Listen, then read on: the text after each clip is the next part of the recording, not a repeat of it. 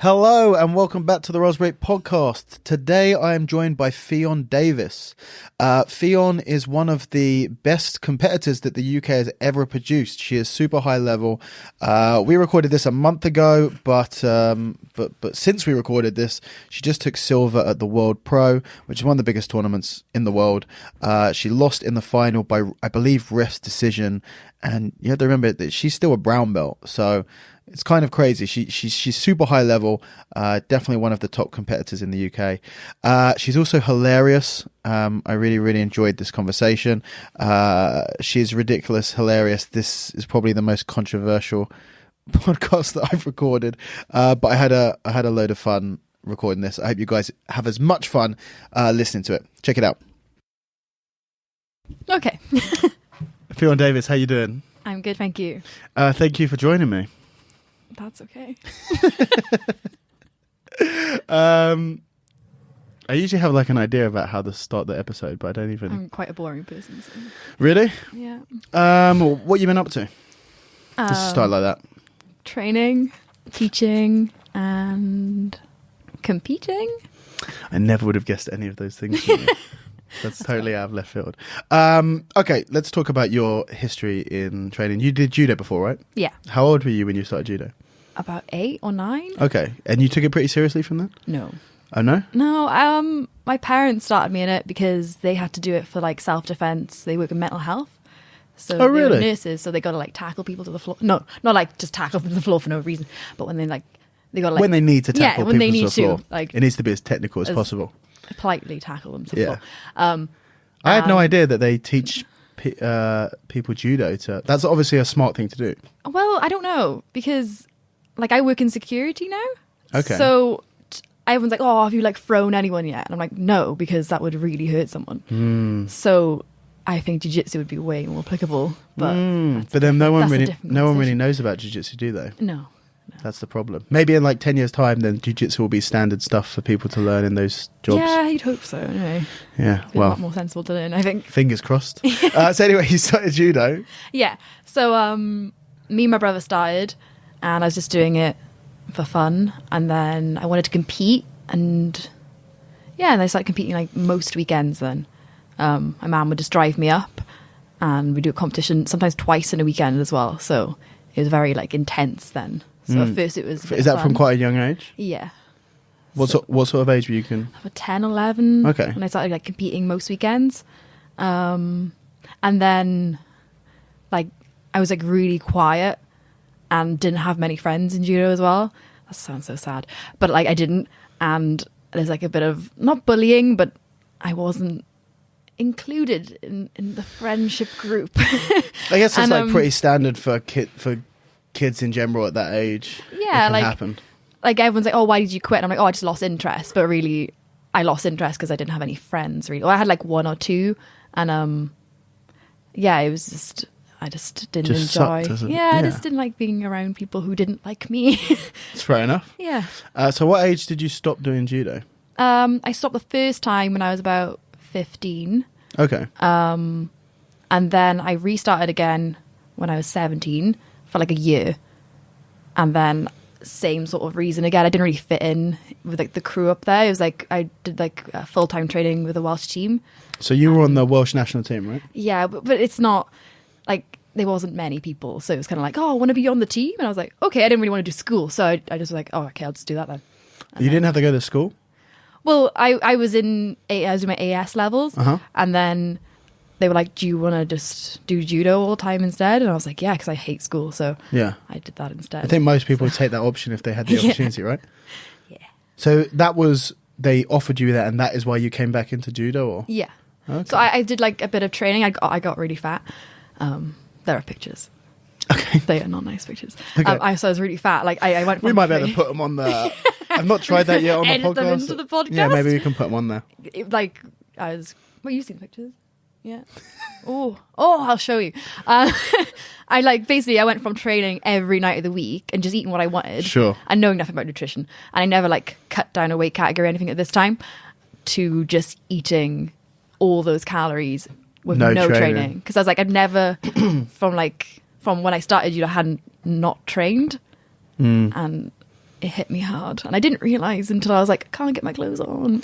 Yeah, I guess that happens a lot when people get injured and stuff. If they're training like twice a day and then they Yeah. pick up an injury and they've got to rest for 3 months, and then they're like, Fast oh shit, kick I put on hands and 15 just kilos. Yeah.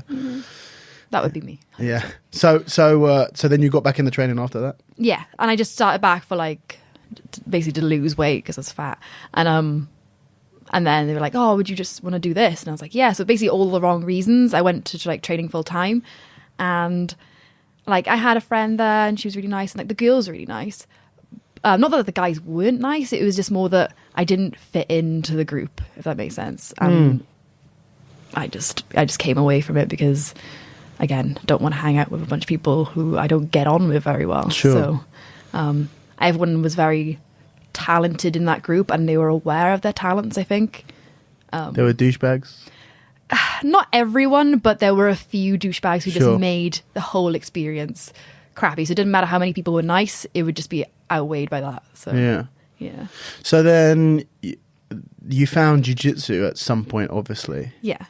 So How did that come about?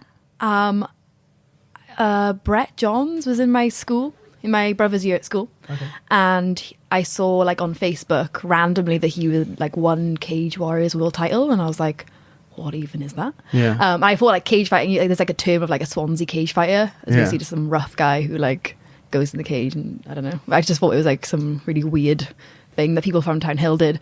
No offense to people from Town Hill, but you mean he was like, it wasn't like a sport. But then I saw he was doing that, and then he came from a judo background, and it was around the Okay. time that Ronda Rousey was like rising up, and I was like, oh, I always want to do boxing, and that's kind of like boxing and judo combined, not knowing anything about jiu-jitsu other than like tiny bits. Like Craig Ewers was my judo coach, Yeah. and that he did it, and I just completely like, I can't imagine how frustrated he must have been trying to get us all to do jiu-jitsu, and we were all completely uninterested. He was your judo coach? Yeah. Okay. And he was doing jiu-jitsu at the time as well. Sure. And we were like, oh, I hate Niwaza. Oh, I don't want to do groundwork. And he was like, please come to the jiu-jitsu classes and stop being so shit on the ground, in the politest way possible. And we were like, oh no, I hate Niwaza. It's so shit. And then now I do. And I'd lose competitions getting strangled. Yeah. And I didn't think, oh, maybe I should train groundwork. I just was like, oh, it doesn't count. It's Yeah. groundwork. So stupid. But yeah, so I was definitely one of those people who just thought like, jiu-jitsu's gay. Yeah. Not gay. Bad. Not good. Oh. That was- Edit it out. So, carry on. Continue. we get what you mean. I said nothing. So anyway, so did you get into MMA before you got into jiu-jitsu? Yeah. Because I know that you have four fights, MMA fights, 3 amateur, 1 pro. So I did my research, eh? YouTube is the pink shorts fight on there. That's a nice one. I think is that your pro fight? No, it was my second fight, and I'm wearing these pink Nike shorts. Nike. That's another debate. And they like ride up. Okay. Don't look online if you're listening. Yes. / watching. Nobody will be searching online Do for not that look fight at. now. Honestly, it's so embarrassing. I didn't realize they'd ride up that much, and I look like one of.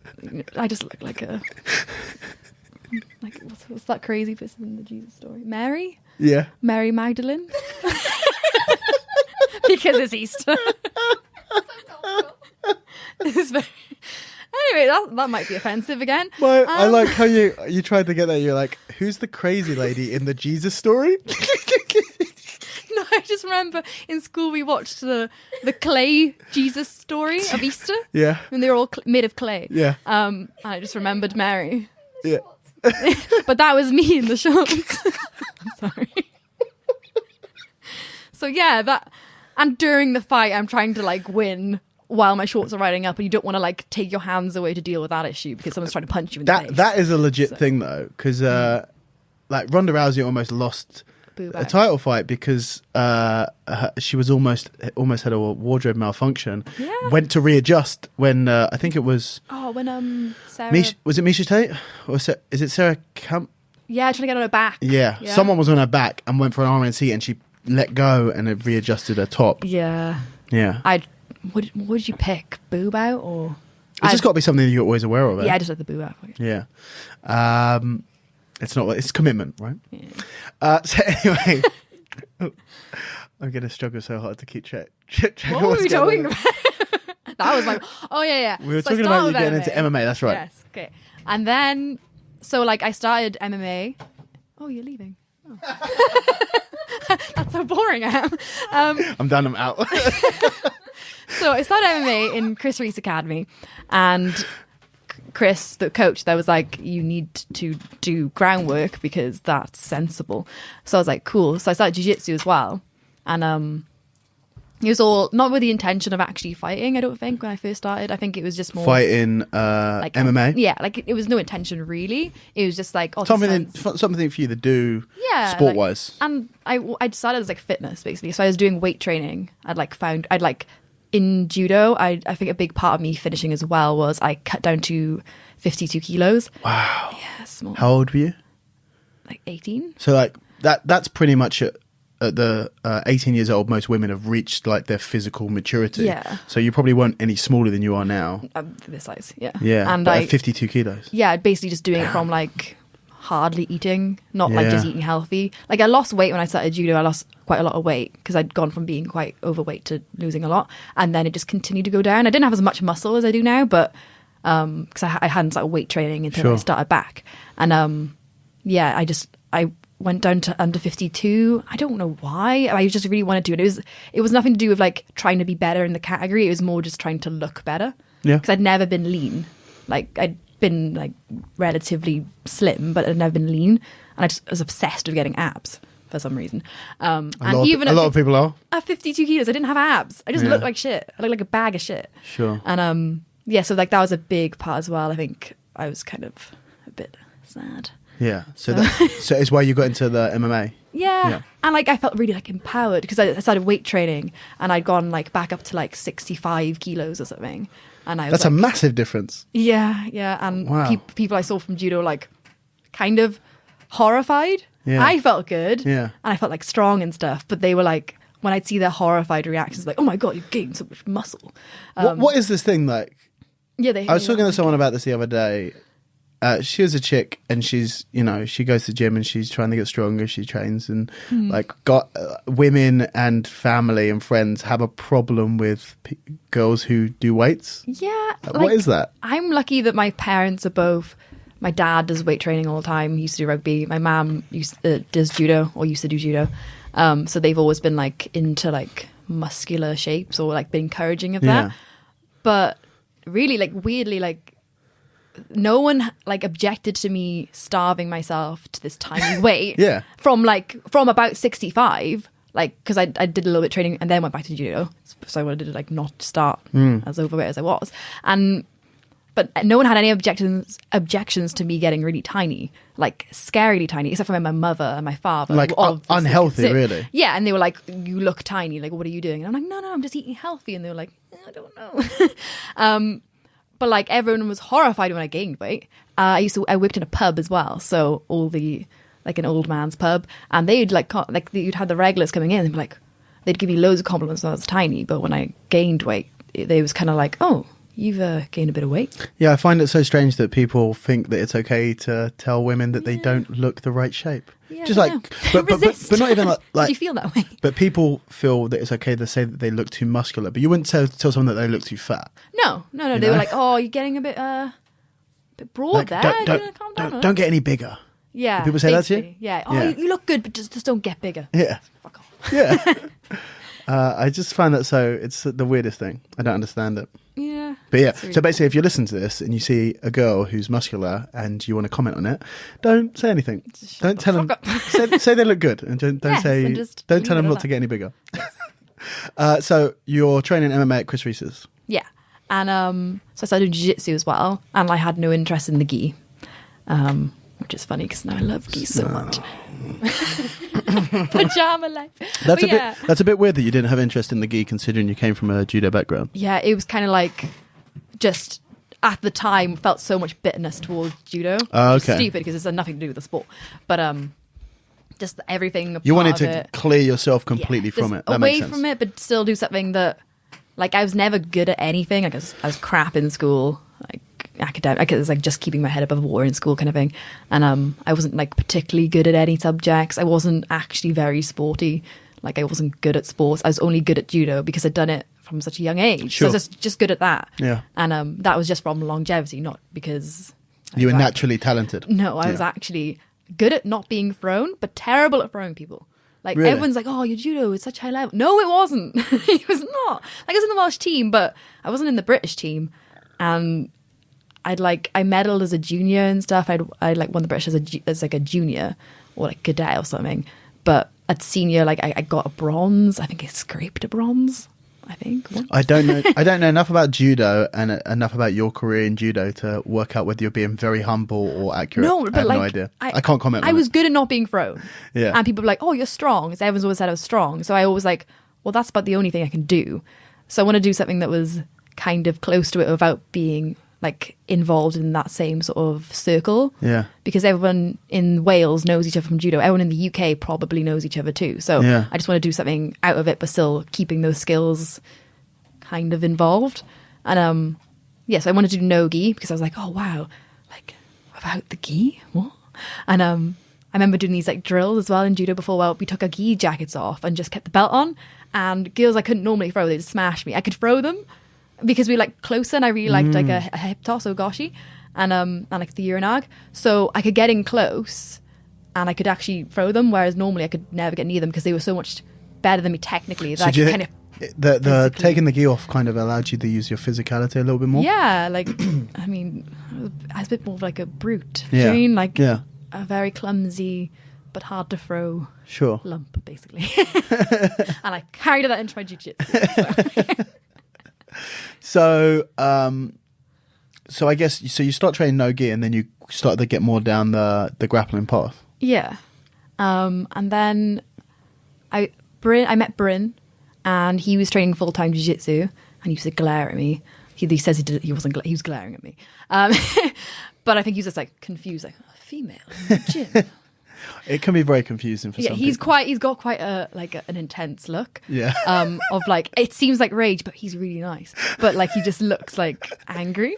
Do you mean? Like, he's got like really blue eyes and he's like, some White Walker stare. yeah, he won't know that reference though, because he won't watch Game of Thrones. Do you watch Game of Thrones? Yeah. But he doesn't. Nope. And you won't. Strange. Because Why? everyone loves it too much. Oh, I know. That's really bad. And he had a go at me for not liking Nickelback. Because like, you only not like it because everyone hates Nickelback. And I was like, you know what? Maybe you're right. Yeah. And then he does the same thing with Games of Thrones. Yeah, Game of Thrones. But I really, subjectively, having someone who listens to Nickelback and watch Game of Thrones, you're missing out on a lot more not watching Game of Thrones. Yeah, not listening to Nickelback. He's like, oh, it's too late. It's never too late to get into Game of Thrones. It's never too late. Bryn, just try it. Just do it. Just show him Battle of the Bastards. I feel like he'll hate it on purpose. Just show him that one. Don't even tell him it's Game of Thrones. Okay. Just say like, check out this awesome fight. Yes, I guess that might work. he'll be suspicious of you because he'll probably listen to this. He'll be suspicious from now on. I'll just like not let him on. Wait a few months and then just play him like Battle of the Bastards, and it'll be okay. Okay. Yeah. Cool. Try that. So it was like a natural progression for you competing in jiu-jitsu, I guess. Yeah, like I was like, I'm never going to compete in jiu-jitsu. I'm never going to compete again. I hate competing. Don't know why. You hate competing from judo, just doing loads of it, feeling loads of pressure. Like I don't handle pressure well. Really? Or I don't like competing in general. I do, but I also don't. It's Fuck very it. odd. You know what? Let's talk about that. Okay. Let's just since you mention it, that's interesting you say it because obviously, spoiler alert for the rest of this. What we were talking about, you do compete a lot in jiu-jitsu and you've had a huge amount of success in it. Don't even give me. Unlike the judo stuff that I couldn't comment on, I can comment on this. You've been one of the most successful. Not even. And when I posted on Facebook, I wrote it and then I realized people see you as a woman and they go, oh, one of the most successful women. Actually, that's completely irrelevant. One of the most successful people who is, one of the most successful Brits we've ever had on the competition scene. You've competed at EBI, you've qualified for ADCC, competed on ADCC, you've won Europeans, world championships at purple, brown, blue. You want a blue? Blue, purple. I haven't done it yet, friends. Yeah, because you only got your brown when? June. I'm looking June, at not even a year. With many seagulls crying in the background. Yeah. Don't worry. Just carry on. Ignore that. There's seagulls doing the promotion speech. Dara's giving like a really emotional promotion speech. And then there's going, "Gah!" in the background. And I was like, this is nice, but what? Oh, brilliant. Yeah. But yeah, so anyway. Sorry. That's okay. That's fine. But you've been super successful competing. So to say that you don't like competition from the judo days and that you don't handle pressure well, what is it that made you? Do you like competition now? Yeah. Oh, you do? No, I don't know. So I loved it when I was younger. There was like just no pressure when I was like doing judo when I was little. Yeah. So obviously it was just fun. I used to try and just throw people on the floor. Woo. You get a medal for participating. Yeah. Great times. And then it got a bit more pressured, and then I got obsessed with weight categories and all this kind of stuff. And no one else, just me to myself.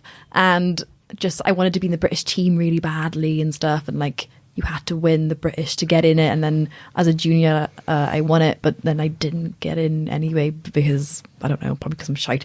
But like I just felt a lot of pressure from it. You won the British. Yeah, it was like it's a weird system. I think I love that she was going back to like, I just got scraped past the bronze. No, also, I won the British. No, I won the British as a cadet and a junior. Okay. So that's still cool. But there's a British squad, right? There's a British cadet or juvenile squad. Yeah. Why didn't you get in from that? I don't really know. You should have been automatic. Kind of, but kind of not. I think they kind of just go by. It might have depended on my division. Do you mean? I don't really know the reasoning. Is that a bit of politics? There is politics in it. Yeah. I don't know. This is all recollection from being young. It didn't happen anyway. And then as a senior, I got bronze, which you had to be like silver or gold medalist to get in. Okay. And I fought Nakoda, who is brilliant. She's brilliant. And it was one of the most terrifying experiences of my life. Yeah? She's so strong. Obviously brilliant at judo as well, but she was really strong. And I've never like gripped another girl who felt like stronger than me at my size. And I was like, oh, this is all I have is strength. And then, yeah.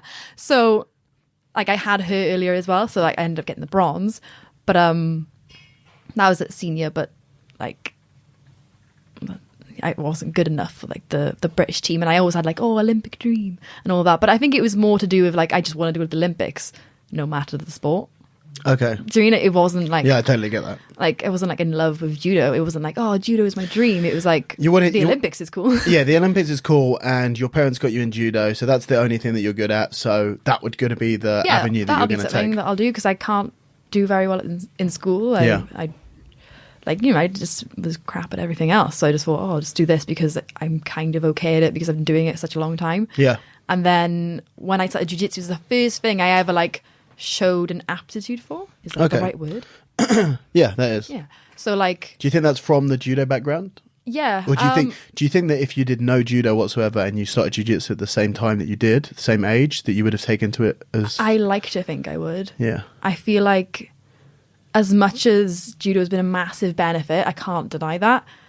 I feel like, I don't know, I just feel like, how to explain, I feel like I was like, it sounds really cheesy, but you feel like you were born to do... Not born to do it, because that's a bit like, but like circumstantially, like everything like kind of led to it. I feel like I was meant to do it. It's just funny, like, I hated groundwork when I did judo, and I used to lose. People would find it hard to throw me and ip on me, but they would just sub me on the ground. Yeah. And I just find it really funny. I never tried to do anything about that. And I think it's really lucky I didn't find it when I was younger, because I was an arsehole. So it hit me at the right time when all my confidence was broken down, and then it like came to me then, kind of thing, or like I went to it, obviously, rather than when I was younger, when I was a bit more like, I'm bad at groundwork, I'm not going to do it. Yeah. That's such a bad attitude. Yeah. Like, why would you not try and improve the thing you should be improving? Clearly, because that's how you're losing in competition. So I'd ignore it. And I feel like if I had gone at that time, I would have disregarded it anyway. Whereas I found it when I had a much better attitude to things, where I'd like actually try hard. And it kind of taught me to work hard at things, if that makes sense. Yeah, completely. So I feel like when I was younger, I would have just quit and never done it again. Sure. And just been like, jiu-jitsu is a bit boring. Do you mean? So it's quite lucky I found it later on. Whereas a lot of people are like, I wish I'd found it earlier. Like, I don't agree. You know what? I started jiu-jitsu when I was 15, Yeah. which I think is the perfect age to start Yeah. jiu-jitsu. I think if you start much younger, I when I was closer to that age, I used to say, oh, I wish I started this when I was 4 years old or 5 years old or whatever, and I wish that I'd already been training for 10 years by the time I got to 15. But I don't think that's the case anymore. You know, looking back I think that that's the perfect age. I think you have... how old were you when you started the MMA stuff? 19? Yeah. Was I 19? I'm asking you. About 19, 18, 19. Yeah, it was like a year after, about that then. Yeah, you know, so there's some really important ages in kind of a big life change when you're 14, 15, 16, 17, but you start to get your independence. And I think that is the stage where a lot of people who were training when they were kids go. Yeah. They leave They're because like, if you're training jiu-jitsu when you're 7 years old, you don't want to do jiu-jitsu. No, you just know. Your parents want you to do jiu-jitsu. And the best case scenario is your parents want you to do jiu-jitsu and you love it. Yeah. And the worst case scenario is obviously your parents want you to do jiu-jitsu, they make you do it and you actually don't really give a shit about it. So you get to 15, 16, 17 and your mates start hanging out and drinking in parks at night and you decide, you know what, this is way more fun than jiu-jitsu and now I have my independence. So the age that I started was kind of when all of that was happening. Yeah. That sort of age. So I started, and whenever you start jiu-jitsu, you like go super obsessed for a couple of years and you don't want to do anything else. And then that sort of, you kind of calm down a little bit, you chill a bit. And luckily, the first couple of years that I was training, when I was obsessed with it, was over those really important years where you might veer off. Pulled you out of it. I believe that if I started jiu-jitsu when I was 10 years old, I wouldn't be doing it. I think there's a really good chance that I wouldn't be doing it today. And that's not even that young. 10 years old is not that young. You know, you have kids who are starting at 3, 4, 5 years old, who by the time they get to the age that I started, have been training for as long as I've been training. And they're burnt out. Completely burnt out. Bodies are dead. Completely my body's burnt dead out. from judo. Yeah. And like, I just feel like I think it's like a curse to it sometimes. I think some people can start when they're really young, like from 4 years old, and just love it forever, and that's brilliant. Those are your graces. Yeah. But there's a lot of other... And there are some people who do that, and that is great, but I think it's a very small minority. I think it's way less common than like the people who hate it. Yeah. I feel like you start it, or maybe not hate it, but just kind of be like, oh, this is just normal to me. And also, another thing I never really thought about until like right now is that the big effect for me coming from judo to jiu-jitsu was I got to see like the stages between belts. And I'm not like hating on the kids' grading system or anything at all. It's just that they don't really, they have to keep them interested, don't you? So you have to give them belts and stripes all the time because they're kids. In jiu-jitsu? In jiu-jitsu, yeah. And like, because they're kids, you got to keep them interested. And like in judo, I was just going up the belts and like, it wasn't, it was just normal. Oh, we do my grading every few months or whatever. It's kind of like that. And then like when you're like 16, 17, 18, so like that time you get your black belt, but you've been doing it since you were a child. Yeah. And I feel like in jiu-jitsu then, like the waiting for the belt and learning like, I don't know, like patience and stuff, you don't really learn that because you get a belt every few months. You think that the belts are too easy and... Not that they're too... Like, they're savages because like they're training all the time with their kids, but like you don't get to value the stages, like how long it takes. Like you wouldn't wait with a child for like 3 years before they get their next belt because that child would have quit by now because they're a child, obviously. And like, they're like, oh, well, I'm not improving, blah, blah, blah. They get like a stripe every year. I'm not saying that would be the case, but... No, I absolutely understand where you're coming from, and it's a really interesting subject. You don't... Because like, adults are just theorizing what kids think, right? Yeah. They're just thinking, they go, oh, God, if we don't... Because the kids' grading system when I was training, when I was a juvenile, was different to how it is today. Yeah. There are a crazy number of belts. Crazy number, because you've got the stripe belts now. Yeah. And so when I was training, there weren't the stripes, and there was just yellow, orange, green. That's it. Yeah. And then there was grey and all the other ones, and that's grey with a black stripe and white stripe and all the stripes, and you're getting graded pretty much every couple of months. Yeah, which I feel like the kids wouldn't really care about. It's just the adults are like, but they will care, so we've got to give them this new belt. That's what I'm saying. Like, people are just assuming that like if you don't give kids belts, they don't want to train. Yeah, like, is that their motivation? I don't think it is. I think they're like, oh, I like to just try and strangle my mate. Yeah, maybe not quite like that, but they just want to have fun with their friends and. and roll around on the floor, which is like really natural to grapple each other, because that's what me and my brother used to do, just try and wrestle each other. Yeah, I definitely think that. Yeah, it is. And do you teach kids in your academy? We'll get back onto it. But we don't have like classes yet. Yeah. Properly, we've got like a few people like asking for them a lot. We've actually got a couple who've got 2 kids, and they come to the classes sometimes, and they're so well behaved. They just like, one of them just sits in the corner of his little book, and then little girl Chloe's just like practicing techniques and drilling them better than I am. and yeah, they're really awesome. So like, it'd be really nice to have like classes to facilitate that. So if you taught kids classes, would you change the grading system? No, because you just follow. Do you have to do it? Or?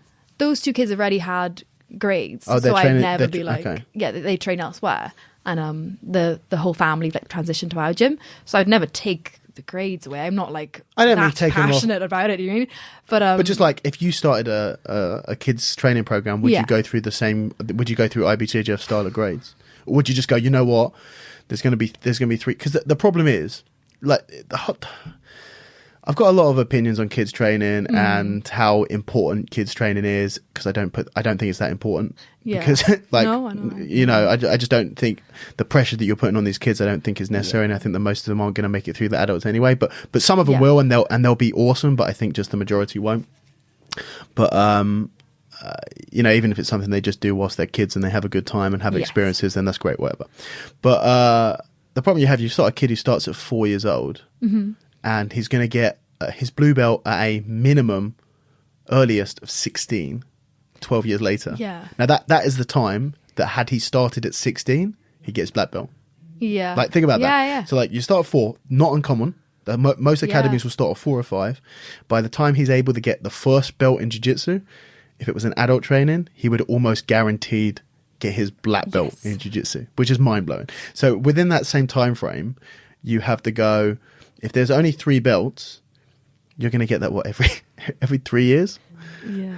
Every 4 years, you're going to get a new belt, which is twice as long as you'd expect to get as an adult. Yeah, definitely. It's mental. And I don't know if I'd edit the system. Yeah. It's a really hard one. I totally get why there's so many. Yeah. But I really think for kids is just put them in something they enjoy, and when they start saying no, not like in a case of like, don't be disciplined with them. I just mean like, oh, like, I've bought you this kit, you need to attend these classes now. I don't mean in that sense, just you need to just get them doing things that are fun. If you want to make the perfect athlete, I just feel like put them in a sport they really enjoy that's going to build some sort of physicality to them, so they're athletic, reasonably athletic. You basically have to trick kids into getting good at stuff just because they enjoy it. That's my plan. If I have children, what I'm going to do, I'm just going to be like, do what you want. And I'm going to go to jiu-jitsu to teach it. And they're going to be like, oh, well, why aren't we doing jiu-jitsu? I'm like, because there's no classes for you. Yeah. Huh. No, not really. But I'll be like, but you know what? I'm going, do you want to come? And they're like, yeah. And then like, they'll be really keen. And I'm going to trick them into loving jiu-jitsu. But like, that's my plan. I absolutely, like, I genuinely believe that's, because kids naturally rebel against adults as well. If you tell a kid, I'm taking you to jiu-jitsu, they're going to go, like, Emma's nodding her head over there, because obviously she teaches kids, she knows exactly about that. But if you tell a kid, we're going to go to jiu-jitsu, I don't want to go, I don't want to do what my parents want to say. But if you go, well, I'm going to jiu-jitsu, and actually if you do the opposite, they want to come, no, you can't come. Yeah, and they're like, my dad never let me do jiu-jitsu, so as soon as imagine that, then he gets to 14, and then he wants to rebel. And instead of the rebellion being, I don't train, the rebellion is you do train. Exactly. Secretly. It's a trick. The That's plan my is masterminded. And then they're cleaning your mats for free. Yeah. It's a win-win. Child labour for the win. Anyway, we got onto this from, moving off of child labour, we got onto this from talking about whether you enjoy competition or not. Really? Yeah. That was really far away. That's how we roll. Sorry, that was my fault. No. That's perfect. Okay, cool. So competition. Yeah. So so basically you we got onto it. The last thing you said about that before we just moved off was you didn't like competing as a kid. Yeah. Well, the pressure got too great. Yeah, but teenage years. In your teenage years. Very angsty time. Yeah. The pressure got a lot, and it makes it, that's like you become a victim of your own success with anything, which is, and I remember when I started the first couple of competitions I did where you put pressure on yourself because you want to do well, but actually then you realize that you don't have any pressure on yourself, and then you're cool. But if you win, the more you win, the more people expect you to win, and then you get to a point now where, for example, if you go to a tournament, especially before you got your brown belt, if you're a purple belt world champion. Are you world champion gi and no gi? I've never won it in the gi. You don't want it in the gi? It breaks my soul. Yeah.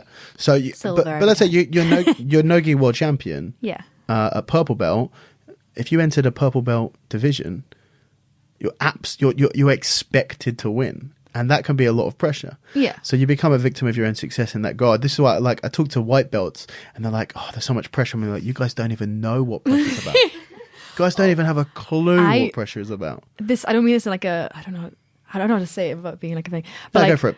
I went a really long time without conceding a point, and it was like a running joke with me and Bryn. Like, I didn't concede a point. Even though in Worlds, I got subbed in the final, but I didn't concede a point. And I was like, Bryn, I got subbed, but I didn't concede a point. And I didn't concede. And then recently in the Europeans, I got scored on. And the relief. Really? I didn't freak out. I thought I was going to crumble and then just die on the floor. And just lay there and go, oh. But like, it was better. I just relaxed. And then I just fought properly. Because there was a lot of pressure on you to not concede a point. And I was like, oh, it's okay. I'm not going to die. And then I was like, it's fine. It's all good. And then I just carried on. The fight was fine. And then I felt a lot more relaxed. That sounds really stupid. I just get swept. But yeah, I went a couple of years without losing a match. Maybe I don't compete that often, so it's not that impressive, but it was probably maybe like 2.5 years or something. Yeah. And you start to, like, you have all the outside pressure, and then you start to put like ridiculous made up pressure on yourself. Like, I don't want to concede a point because I can just say that I haven't conceded a point in X amount of time, or I haven't lost a match. But if you're not losing matches, you're really testing yourself and stuff like that. Yeah. Then when it happens and you expect that everything to crumble down, you're like, okay, cool. Well, now I don't have that pressure on me anymore. Yeah, like it was nice when first time I like lost a match was in, when is it?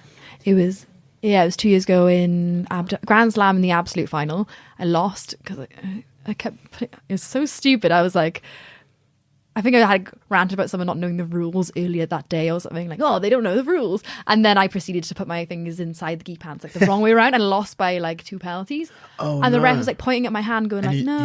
You didn't know? No. And I was like, oh, I'm not being active enough because I was playing guard. So I was like trying to sweep really hard. Whatever this is, me sweeping. Terrible sweeps. They just pointed at you and they didn't actually like tell this. you? No. Because I think they have to be quiet, like silent. So ridiculous. Right? It's different. Or was it IBJJF?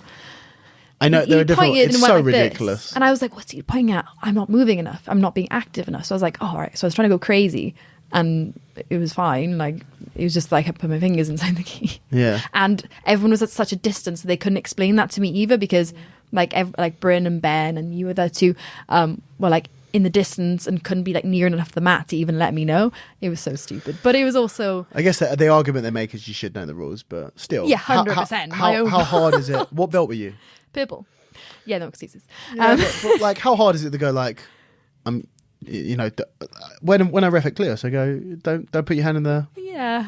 That's it. It would have been nice to know, but I also should have known. Yeah, so they were kind of like, you bloody idiot. So that was the first time you lost? Yeah. At purple belt? Yeah. You didn't lose at white or blue belt? Oh, I didn't do white belt, so... You didn't compete at all at white belt? Because you're a judo black belt? Yeah, sure, okay. You didn't lose at all at blue belt? No. Wow. But I only did World's No-Gi, so like it's a big comp. Oh, no, I did Euros as well. But I don't know, I feel like a lot of my matches, the blue belts around now, I feel like would have fucked me up. Sorry, I shouldn't swear. Should I swear? Yeah, you can swear as much as you fucking want. Okay. I think I would have, like, if I'd come across some of the blue belts around now, I would have been exposed to death. But like later on in blue belt, I felt like I was a blue belt. When I first got my blue belt, I should have been promoted because it would have been stupid for me to be in white belt, and I couldn't compete at white belt anyway because that's immoral. Yeah, it's against the rules. It's against the rules, and it's immoral even if it's not allowed. I think it's really bad. Sure. So that's another topic. But yeah, so I wasn't, when I got promoted to blue belt, I wasn't really a blue belt in jiu-jitsu standard wise, and I think everyone kind of knew that, but it was like it wasn't fair to keep me in white belt anyway. I didn't know at the time, and then I was trying to play like worm guard and stuff. It was very odd. It's a weird time. I was like really like obsessed with the guard, but with lapels. Yeah. So I don't know why. Anyway, Some moving people on. get like that. Yeah. I never understand it. No, it was very brief. It's very brief. Now I'm more closed guard and just pressure passing, and that's about it. Yeah. But yeah, so I wasn't very technical at all. But then, like later on in blue belt, then when I started doing bigger comps, then I wasn't at that first stage. I feel like I was just lucky to not come across anyone who would just mash me up. I feel like.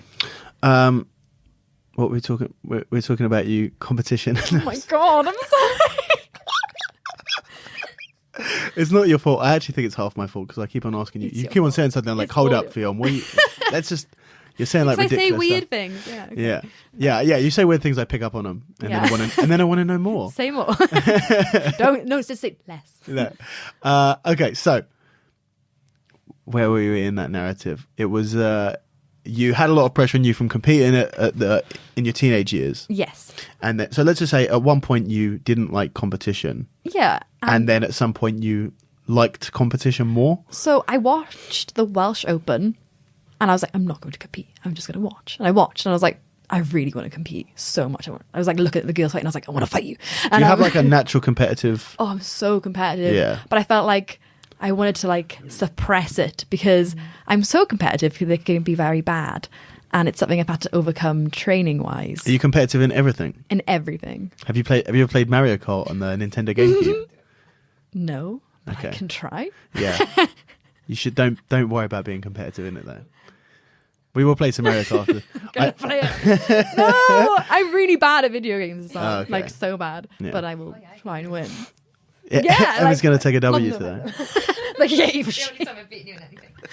Yeah, I'm terrible. Anyway, But- so you're super competitive, so it would make sense. You can try and suppress that, but that's like an instinct you have as competitiveness. Yeah, like it was one of those things that like I'm really competitive, but there's like the bad side to that of like being so competitive that it holds you back as well. I feel like recently I've kind of like broken through that a bit better, but How so? just you're so competitive you don't want to ever lose ever. So how do you try new things? Yeah. okay. Because why would I try something new? I'm going to lose.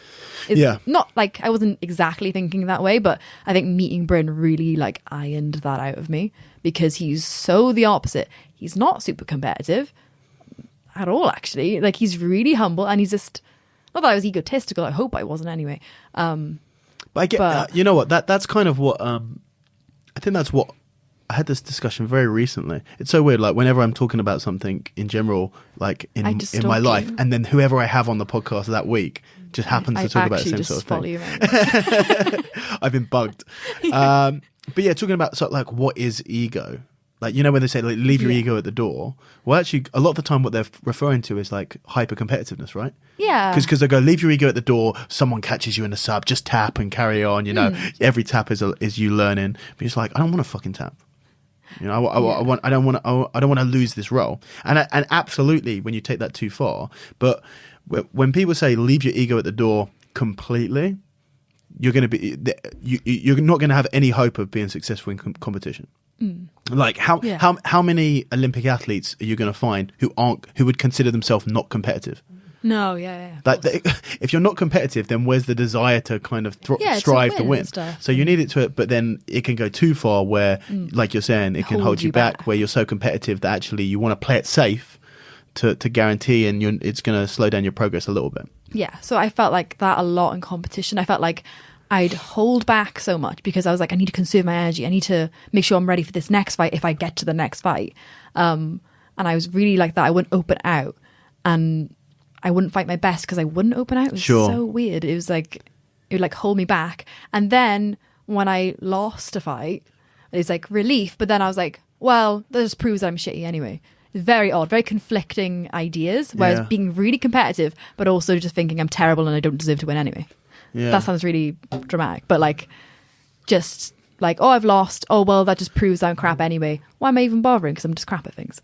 So, like, obviously in jiu-jitsu, I just love it too much to even quit anyway, because that's stupid. But so that was with your judo. Yeah, and I'd lose and be like, well, yeah, oh well, because I don't like it anyway, and I'm crap at it anyway. So why am I even bothering?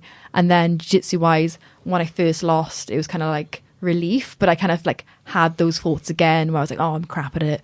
But I really liked jiu-jitsu, so it was different. Like, I love it, but I'm crap at it. Great. Okay. So like just stupid because I only like won. I lost a match. Yeah. Do you mean? I know people who have. I know someone who's probably the most talented person I ever trained with. This is like a great, and I think that's a really great example. Like, don't judge yourself on, like, you need to be logical when you're looking at that from an emotional standpoint. You kind of construct a narrative in your head to kind of break down what's happened. Yeah. So in this case, the narrative was that, well, you suck at jiu-jitsu. Yeah. Because you lost. But then you take a step back and look at it logically. Well, obviously, one loss is never going to mean anything. Like one win, if one win doesn't make you awesome at jiu-jitsu, then one loss can't make you terrible at jiu-jitsu. Yeah, you exactly. know. But I knew a guy, like genuinely one of the most talented guys that I've ever trained with, and he got his purple belt. 2 weeks after he got his purple belt, he competed in the British Open. He got to the final. He lost against Ross Nichols by 2 points, maybe. I think I heard the story. After two weeks of being a purple belt, and he lost to Ross, who's now one of the top competitors in the country. And he was massively into jiu-jitsu. Yeah. And he quit straight away. See, that's the thing. Like with me, with that situation where like I lost, I was like, if I were to quit jiu-jitsu after this, that's a total insult to who I just fought. Because that person's obviously awesome. Yeah. So me calling myself shit at jiu-jitsu is calling that person shit. Because I think that, oh, I'm so shit, I lost to that person. Yeah. It's not the case at all. And I'd be like, so really what I'm doing is insulting that person. When you think of it that way, you're like, that's stupid. Like, that person's really good.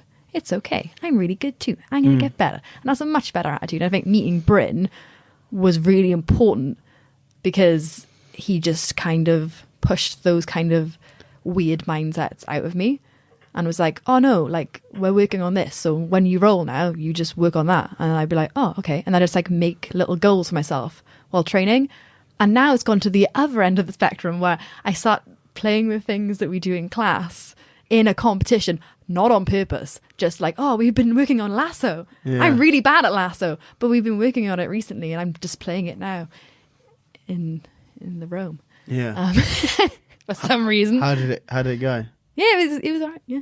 I think like when you train a lot of stuff, you kind of it penetrates deep into your subconscious. Yeah. And then whether you want to or not, it just expresses itself when the opportunity and I was like, shows. well, guess I'm playing this now. Yeah. Probably gonna get my guard pass. But yeah, it was yeah, it's good. So the change between the not liking competition and liking it was actually as simple as the answer to this like half an hour question was basically didn't like judo, like jiu-jitsu. Yeah. Jiu-jitsu, right, is judo plus. Yeah. I'm so like converted. Yeah. So far. Like judo's great, but I'm so like flat out jiu-jitsu. And everyone's like, oh, did you ip on that girl and then pin her and hold it and that's how you won your match? No, I pulled guard. That's right, I pull guard. Do you pull guard a lot? I pull guard a lot now. And not no-gi.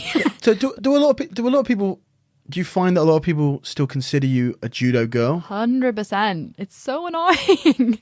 Because I get by the sound of it, it doesn't, like, by the sound of it, your judo hasn't had that much of an influence over your jiu-jitsu. Like, obviously, it has to have something because you have... Yeah, give me a brilliant base. But especially starting at the age that you did, that's going to, like, your body is going to... The one thing, you know, we were talking about don't start jiu-jitsu too young, but you need to be doing something young. Yes. Because if you don't do any... Because that was the problem that I had, if I'm honest with you. And you were saying, like, the same thing with you. Like, wasn't great at school, didn't play any sports at school. I didn't play any sports at school. Yeah. But I didn't do judo when I was 8 years old either. I did nothing until I started jiu-jitsu when I was 15. So, like, my body was not built for sport at all. It was built for what I did best, which was sitting on the sofa and eating, like, chips, like, doing piss all. So, like, I had to work really hard to build any sort of athleticism whatsoever. Like, people look at me now and they don't believe that, but, like, I'm not physically gifted in any way whatsoever. I try to say that to people, but they just want it to be that. I feel like because they want it to be that. They can look at someone who is physically gifted, not physically gifted because that's not true, but like someone who is athletic now, and they want to say the reason that person is athletic and I'm not is because that person was born like that and I am not born like that, and that is the reason that I'm not like that. Like I'm gonna I was looking at some pictures the other day. Like I looked like an ill child. Honestly, I was looking at some pictures from probably when I was just before I started jiu-jitsu, or maybe just after I started jiu-jitsu. Yeah. Maybe like 14, 15 years old. And I looked like an eel. I couldn't believe it. Like a gangly, and I'm not even tall. How can you be short and an eel? I guess something like an eel as well, I guess. It's like thin, long, and I'm not even tall. I kind of mastered being lanky and short at the same time. Yeah, like a lanky look without being tall. Yeah. But yeah, you know, so like I'm not physically gifted, but if people look at me now, they assume that I was. So I think that's a big part. But like, you know, training from 8 years old is definitely going to give you, even if you weren't physically gifted, that's going to help you get to, you know, that physicality. That's 100%. And like, it's definitely massive help. Like, I'd never be like, oh no, it's nothing to do with my judo. It is. Like, I can't deny that. It gives me confidence standing up. Basically, I can choose where the fight goes because I've got stand up. So I can be like, well, not always. People will throw me, but I feel like there's another pressure there where like I can't be thrown. That's not the case. People will take me down eventually. Like, it's gonna happen. Has anyone taken you down? No. But but mainly because do you really like, think someone will take you down? I think they could, yeah. Yeah, you think they could? Do you think so? She did take you down? Well, she will. She will. One day, when I fight her again. Okay. Again. No, I'm going to pull guard. No, definitely I can get taken down. Are people surprised when you pull guard? Yeah. Do you see it on their face? Not on their face, because if they know who I am, they've usually pulled guard first. Yeah. I don't mean like they know who I am, but they really like overestimate it. Like they overestimate my judo, which is brilliant for me because then I don't have to exert so much energy. Because I don't like to try and take people down. It's very tiring. I'm very lazy. And so like I know that you use a knee through guard pass a lot. Yeah. Is that gi and no gi? Yeah. Yeah. So I love the knee through guard pass as well. Yeah. Do you think you develop that more because so many people would sit down immediately against you? Because that's the most obvious thing to do. If someone sits into guard and they don't jump close guard, then you just knee through pass it immediately. Yeah, like I used to just grab their head and go "Rah!" and just drive my knee into them somewhere. Not somewhere, just straight through the crotch. And land past the guard, and then they'd take my back because I just kept grabbing. Because you go for like a traditional scarf hold, yeah. Scarf hold, the bane of my life. Yeah. No matter how many times I was told not to do it, I just couldn't resist. That's one of the classic mistakes that judo people make when they transition through. Yeah. Do you feel like there's a lot of bad habits like that? Another one I see is like judo players going flat out on their stomach when they get their back taken. When I first came to jiu-jitsu, I rolled with a white belt, and I was like, a white belt. I'm a black belt in judo. Not really like that, but I mean, like I was like, oh right, okay, let's see how this goes, and I just try to do my classic, throw them off my knees. Yeah. So starting from the knees. Yeah, start from the knees. Go throw. Fall over, and they just climb on my back and strangle me. And I'm like, what? Yeah. What is this? And then this time I was like, ooh, this is really interesting. Maybe I should not do that and learn how to do that instead. Yeah. And then in my first competition, I was in the final and I was in an X guard, and I'd never seen X guard yet. Like we hadn't gotten there yet, and I was in it, and I was like looking at my coach, like, what do I do? Why is she just holding my leg in this weird position? And he was like, just sit down. And I go so like stupid and like kind of like a big brute basically. I just like sat down really heavy and like grabbed her head and squeezed. And I think I got an advantage and just won by an advantage. It was the worst thing you've ever seen. Like, that blue belt is not a blue belt. I wasn't. So I haven't been promoted yet. So it was like, so you fucked up already. Did you compete at blue belt without being promoted? Yeah. It doesn't matter anymore because you're brown belt now. I think it was, it doesn't matter. It's fine. But like, I think it was kind of like I was gonna get my blue belt after anyway. I think maybe not. I don't know. But so I just competed at blue belt because again, I wouldn't have wanted to fight white belts anyway. Even if they would have smashed me, like I've got that stand up element. Like like you can throw that person. Yeah. It's like it's a tough rule, that one, because there are some judo black belts out there who are like purple brown, possibly even black belt level. If you have really high level niwaza, if you have a judo black belt who specializes in niwaza for judo, with the physicality combined and with like years of doing, like 20 years of doing niwaza, they can hang with black belts. Oh yeah, 100%. But then also you can have a judo black belt who has terrible niwaza and actually isn't even that great. You know, they did points, they didn't, you know, and don't even have that great at judo, where actually they probably wouldn't win the white belt division. But it makes sense as a general rule. Stick on with blue belts. Just wait. No one who's been trained for 3 months needs to get thrown on their head. No. Oh my God, I imagine my white belt girls getting thrown on their head and I'd strike the person. Maybe not strike them because I'm terrible at striking. I would throw the person. You see my, I would pull guard upon the person. I'd pull guard and then I'd pull them on top of me and throw them over. And say, don't do that again. And I'd win by points. So yeah, you're not really, did you trying to shake the judo? I think it's... Do you think you're going to be stuck with that forever? I think you probably will. I think I will. I think I could win black belt worlds in the gi. And people are like, great judoka. Such a great judoka. Oh, I love that ippon she did. And I was like playing guard the whole time. Maybe people listen to this and realise that actually you weren't as high level, or apparently you weren't as high level as judo as people think you are, and you don't use jiu-jitsu. Just watch your jiu-jitsu and see how much Please watch me pull guard. I feel like they like cover their eyes. Like, you didn't pull guard. No, I saw you on top. Yeah, because I swept and I came on top. Yeah. I do play top regular because I love guard passing. It's my favourite thing in all the world. But I also love close guard, which is very an old man's game. I have a very old man's game, I'd say. Yeah. Masters 1 competitor, basically. Like it's Masters 1. Oh, no. Maybe Masters 4. Ffion Davies, yeah. Are More you implying old school, that a 30-year-old man is an old man? No. Yes. No. Of course not. But I mean, very...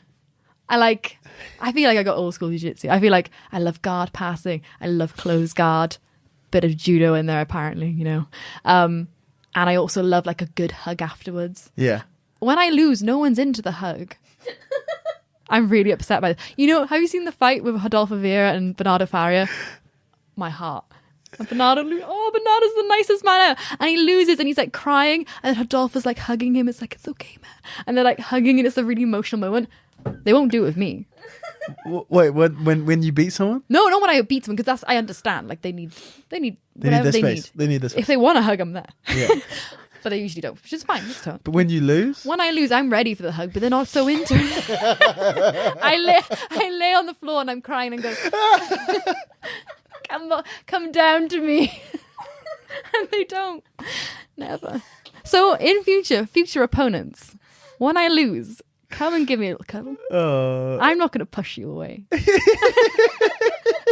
Okay, so just putting it out there. This is great advice. Yeah. This is great advice. Yeah, I think maybe just look at whenever you win a match, look over to your opponent. Yeah. Do they need a hug? Do they need a hug? Go give them a hug. If they don't try and hug, or don't try and kiss them. Because, like, have you seen that MMA fight? Who was it? God, don't do that. It's Yo Romero.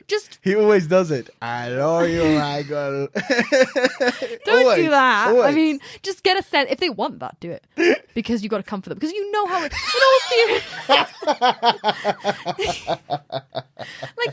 in all seriousness, you know how everyone knows how horrible it is to lose. Yeah. And if you haven't lost that, then you will find out, because everyone loses eventually. Like, that's the problem with MMA records. This is there, like, a blaring loss on your record, which I think is super harsh. Like, I feel like jiu-jitsu is so much freedom to mess up, and then you improve, and then you don't try to avoid people. Yeah. I mean, some people do, but I just feel like I see a good name in my category, and I feel like if I don't put my name next to that person, I'm being a pussy. I know I'm being a pussy. So, like, if I'm in light or featherweight, either one of those two, if I see, like, if I was like, be a mosquito is in lightweight, obviously I have to be a black belt for this to happen, but I couldn't resist. I'd be like, I know that if I go to featherweight, which I can make, but I could just do lightweight and fight be a mosquito. And it's kind of like, why resist that urge? Just do it. Like, not be like, because you're gonna have to fight her at some point. You want to fight the best, right? 100%, because I might lose a billion times, but eventually I'll win, because of the law of averages. Eventually I'll win. Maybe if she falls over, hurts toe. Well, okay, so gets DQ'd. Woo! I'd take that one. But you never know. Like, you just want to fight that person, and like that's your measuring stick. Like, I lost to it in such a humiliating way. Face down, 2 minutes and an armbar. Everyone was like, "You're a purple belt, right?" I think I'd got my brown belt. Just got your brown belt. Yeah. I just got my brown belt, and then just. Did she win the division? She did, yeah. Yeah. Just traumatized us all. But that's who I want to be. I want to fight her more. Yeah. Because what's the point in fighting people? Well, talking about fighting world champions, you going on to the Polaris, you competed in the last Polaris in the, which essentially is it was a 4-woman division tournament for the belt. So you competed against Chelsea Lee, and it was what's her name, Gizari. Don't butcher her name. Gizari, yeah. It is, yeah. Okay. Yeah, it is now. That's why I'm she competed, and so you were going to compete in July on the next Polaris for the title. So how does it feel to compete? Firstly, you're the only brown belt in that division, right? Yes. Out of those 4. How does that feel to go and compete against one of the best women in the world? This is my butthole. Yeah? No, But there's... sorry. Don't worry, you didn't hear that, no? Nope. Maybe. Okay. I know, People are going to rewind, like, what did she say? I hope they don't look at the hand gesture. Did she say her butthole? No, like, it is twitching a bit. But... but I am really excited. I think it's so far away. Not so far away. It's not that far away, actually. It'll come around fast. It'll come around fast. But I'm really excited. Like, I wouldn't want to fight. Like, but there's no pressure on you. No. This is a great position to be in. Yeah. There's no pressure on you. You're a brown belt competing against. Oh, and everyone thinks I'm gonna lose. There's some guy in a comment, and he was like, "Put Jazari against someone good." Well, you know what? Make a fight Rococo or Talita. I probably said Rococo's name wrong as well. But like, make a fight someone good, and I was like, I'm okay. But you want a match to get there. So I don't even know how. Yeah. They gave people the opportunity. Anyway, regardless of that, don't listen to fucking trolls. Just don't do it. Don't listen to people on YouTube or on anything. Just don't. How do you see that match going? Without giving away your game plan, because I know that Jazari's listening now and very upset that I couldn't get a name on her. End. Because Ippon is a win. So. Yeah. That's all my knowledge of You've been pulling guard for the past like 5 years, tricking everyone into thinking, coming on the podcast, telling everyone that you're not a judo girl secretly. You've been training with the national team. You've been honing your skill, and when you get out there, you're going to throw her through the ground. I'm actually a secret Olympian. Yeah. Yeah, I've just not utilised any of it yet. Yeah. No, I feel like I can win. Well, that might be very naive of me. I know she's What's the good. point of you even going there if you don't? I wouldn't do it if I don't think I can win. Some people feel that they're not allowed to think that they're going to win. Yeah. Like you're saying, I can tell now, like you're hesitant to say that you think that you can win. I'm British, because people are going to. Well, yeah, but I'm meant to hate myself. true. Because people are going to go, "What is Ffion stupid? She thinks that she can win. She's a massive underdog." But what's the point of you even stepping up to compete? Yeah, like I think I can win because no one else thinks I can win. So I may as well back myself up. Is that the reason? Is that obviously not? No one thinks that you can win. But is that really the only reason? That No, can't be I the think only reason. because I fought Talita and I lost. I got submitted, but I think I did decently against it, like positionally, and then I couldn't finish it. So I was going like kind of mount to back. And after that, Bryn said to me, "Ffion, you're not a finisher." And Bryn likes to say things to piss me off and then make me do the opposite. Yeah. So I was like, I'm a finisher. I'm gonna fucking finish everyone. And then like it was after like the Polaris fight as well, and like I fought Elvira, and like again I was like mount to back. I didn't finish her though, so I won decision, but I was really frustrated because I didn't. The finisher's like, "You're just not a finisher. It's okay.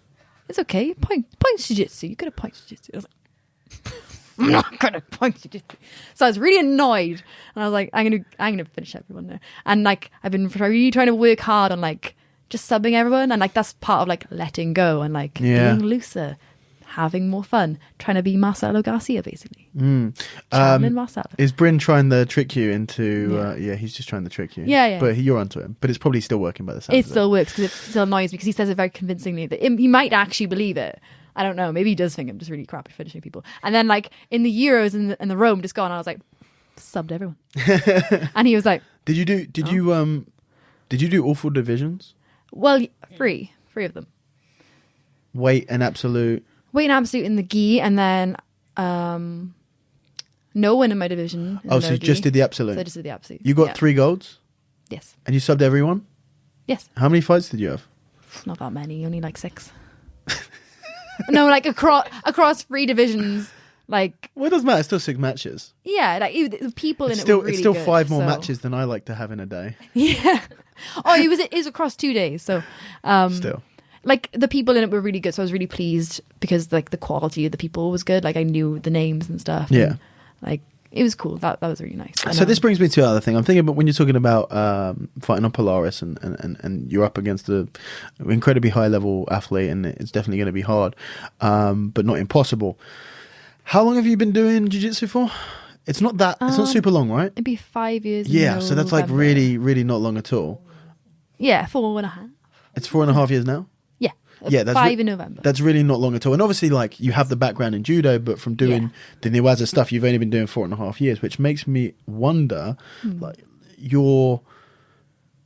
obviously, there's diminishing returns when anything that you do in life, you do it for long enough, your improvements are going to begin to slow down and plateau at some point to almost plateau.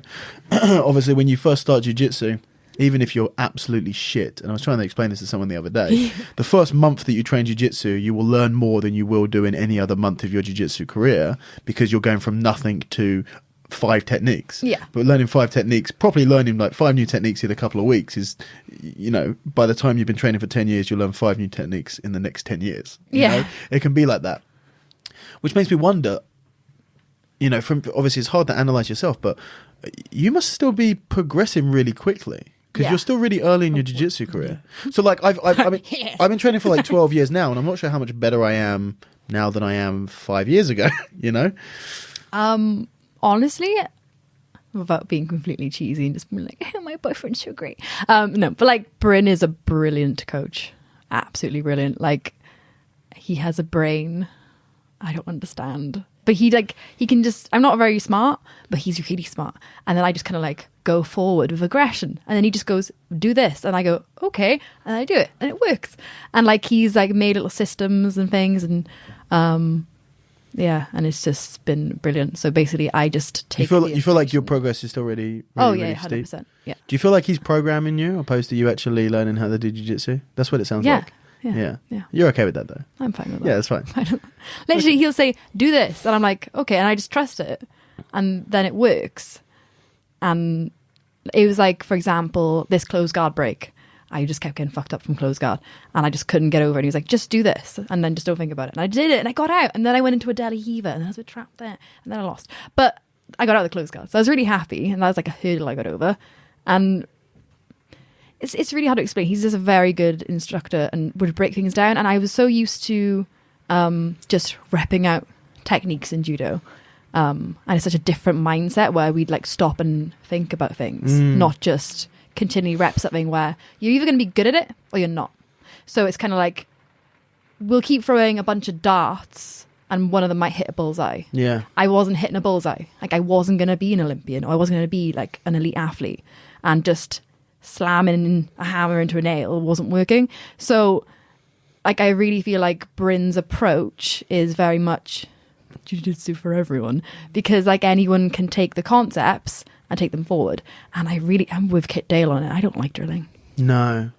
Yeah, I'm not big into drilling. I think you need to drill. I think there are certain techniques that you need to drill a lot. Yeah, you need to rep them. Yeah. There are techniques that, you know, my take on it is that there are techniques that are more knowledge based and the techniques that are more timing based. Yeah. And the knowledge based ones you need to drill enough that you understand how to do them properly, and the timing ones you need to drill. You do need to drill more because there's some timing involved. There's some like movement and coordination and stuff like that. But I still think the sparring is a lot more important than drilling this. Yeah, but again, it's like there's two things. It's like people will do is like tons of drills, just drill, and then spar really hard, just like attack each other wildly. But when they do that, they're just trying to win the role. Yeah. So they're just repping, so they like get a sweat on. They're like, I'm working so hard, just drilling my technique. And this is not mean to rip into anyone at all. I just mean it is a very common thing. And you're like, I'm a hard worker, you're doing it, and I've done it. And then you spar, and you just spar with the intent to like, oh, just do my best stuff or whatever. Whereas now it's kind of like, I'm gonna positional, like drill it, get used to the movement and stuff, and then positional spar the situation. So like try and work things out. Okay, like my arm's getting stuck here. Why is it getting stuck here? Okay, I need to do this, be heavier here. And then going into a roll and trying that. And then, yeah, some like lower grades are fucking me up. But that doesn't matter because eventually I get like hot fire flames at it. And then, I don't know, this is me doing an over-under pass because that's the first thing we started looking at was like, have you seen the BJJ Scout video of Murillo Santana doing the... No. Well, have you seen Bryn do over-under passing? No. Oh. Sorry. Well, he likes that. And we like got off I'll watch after the this. BJJ Scout video of Murillo doing the over-under and we were like, oh, wow. Yeah. Why has he got his head in the crotch and his bum in the air? And we were like, wow, this is amazing. And then we started like looking at that and that's kind of like how it all began. Yeah. And then, yeah, and then we all got into like guard passing and tried to learn how to do guard passing because Bryn liked guard, Omid liked guard. And I just like grabbing people's heads and maybe landing past the guard. Yeah. So that was off topic, but... I think speaking of concepts, the concepts of topics today it's not needed. We just go with the flow. We just put it out there. Yeah, speaking of being completely random, you mentioned earlier that you are in security. Yeah. Do you throw anyone in security? You take anyone down? Pass anyone's guard? No, only thing I've done is like body lock someone and walk them out. You're a bouncer? Yeah. Yeah. Yeah. That must be, you're a tiny little girl. That must be oh my God, people are disgusting. That must be the worst thing in the world. Worst. Yeah, I don't drink and I don't go out. So I went out when I was like 17 because it was fun and it's cool. Yeah. And then it was like, oh, I'm 18 now. This is boring. I don't want to do this. I don't like drinking. I don't like how I act when I'm drunk. I just fall asleep and I'm a bit boring. Maybe I cry. Yeah. That's not fun. No one's pretty be around standard, that. yeah. And then I worked in security, so I wasn't really exposed to much, like in terms of nights out. Guys are really weird. So are girls. Some of them are, yeah. They're so weird. It's like the more you're not interested, the more they'll persistently creep you out. That's setting you up for a topic a bit. Does this remind you of it? And so, feel free to edit that out. You know what? I'm not editing any part of this Great. podcast. This is going up as it. This is going live actually. No. But yeah. So Bryn works with me too in the same place. Okay. So that works out nicely, Yeah. as you can imagine. Like people are weird. People are like, there's like light bulbs hanging from the ceiling, and people like to hit their heads onto them. I used to be like, don't do that because that's odd. Like that's dangerous. But now I'm like, just do it because we don't need you. If you're gonna do stuff like that, you're not needed anymore. Yeah. Carry on. Just in life in general. Just in in the world. What are you really giving to the world? If you want to smack your head into a light bulb, like after like a couple of tequilas, I don't know, like what makes someone want to do. But it's really common. It's a really common thing to do. Apparently, I've seen it like way more times. You think it's a one-off? It's not. Yeah, I don't know. Like, when was the last time you got drunk? Alcohol makes you do crazy stuff. I'm like, listen now. I'm like, what an idiot. But then I'm like, oh, if I'm really drunk and I see a light bulb and it's like head level, like, you know what? Probably gonna see if I can do that. Yeah, Because you don't think. That's the thing. That's what alcohol does, right? It just makes you not think. And drugs. They're on drugs there, definitely. Well, I don't know about that, but I know about the alcohol. I don't drink much, but when I do stuff that I go, why did I do that? Because I wasn't thinking. And like, you see them at the start of the night and they're really nice and polite, and then later on they're there and they're going at you and you're like, whoa, that's hit you hard. Yeah, just... Have you used much like jiu-jitsu? Is there a lot of that? Oh my God, if I didn't know jiu-jitsu, I shouldn't be working on the door. I really don't think if you don't know any sort of martial art, you should not be working on the door. Yeah. Especially as a small female. Yeah. That is insane. And not just as a female, a small person in general. Or a big person. Actually, everyone just learn it. Because what are you going to do? Like, someone's like, oh, I'm just going to punch you. It's like, you can't. You're not allowed. You're not allowed to do it, yeah. No. And like, like I was saying earlier, like if I were to throw someone with judo, that would really hurt someone. They're going to hit their head into the floor. And I feel like knowing these things as well, like knowing jiu-jitsu, makes you aware of that as well. Like, I don't want to use it because I know how damaging it could potentially be. But jiu-jitsu is definitely the softest way of controlling someone and the most effective. Like literally, especially when they're drunk as well, they're so easy to guide out. Like, yeah, it's drunk people are definitely they're definitely making themselves easier targets to grapple. Yeah. But I think just in general, when you're used to trying to grapple people who know how to grapple every day. Yeah. And then you grab someone who doesn't know how to grapple. It's like and a you're baby. Like, it's, yeah. Like maybe they're a heavy baby. Like some, really big people go out. Yeah. They're really tall. Yeah. And big. But like, they're like, I'll be like, you need to leave, sir. And, and they'll go, you're tiny. Someone's actually said the words to me, you're tiny, and just looked at me. And I was like, no, you need to get out. All right, being inappropriate. And they'll be like, I'm not leaving. And I'm like, you gotta leave. And then I'm like, don't make me have to move you out. And they're like, okay. And then I had to understand, I'm short, okay. And then I just started to give them an aggressive hug. Really? And I pushed them out. And they're like, they can't do anything really, because they're like, oh. I think like I would love to just come and watch a Friday night at whatever bar you work at. And just observe you pushing guys out of clubs and their face afterwards. Yeah, what has just happened to me? They'll resist, and then they like can't like do anything. They can't move, and they go, "Oh, well, just leave me alone. I'll walk out. And then you let them go, and they walk out because they don't want to be dragged out by a girl. Yeah, it's embarrassing. That's super embarrassing. And I know, well, not I know, touch wood, but they're a lot less likely to react aggressively towards me. Yeah. Because they don't want to hit a girl. They don't want to be embarrassed of their friends, and also like.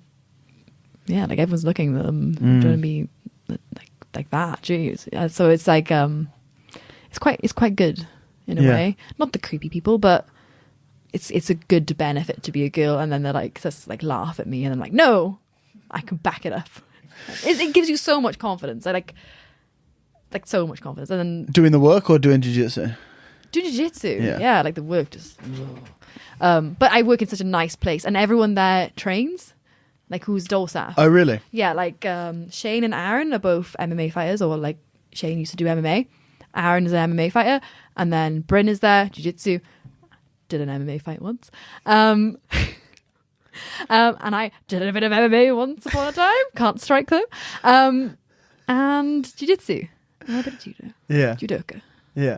So, watch out for my judoka. What? Judo. So, like, it's really good because you just know the people who are going to help you are going to actually be skilled. Sure. Which you don't want, like, a shirt filler. Because they're like, ooh, and they just try and do stupid stuff and, like, bumble around.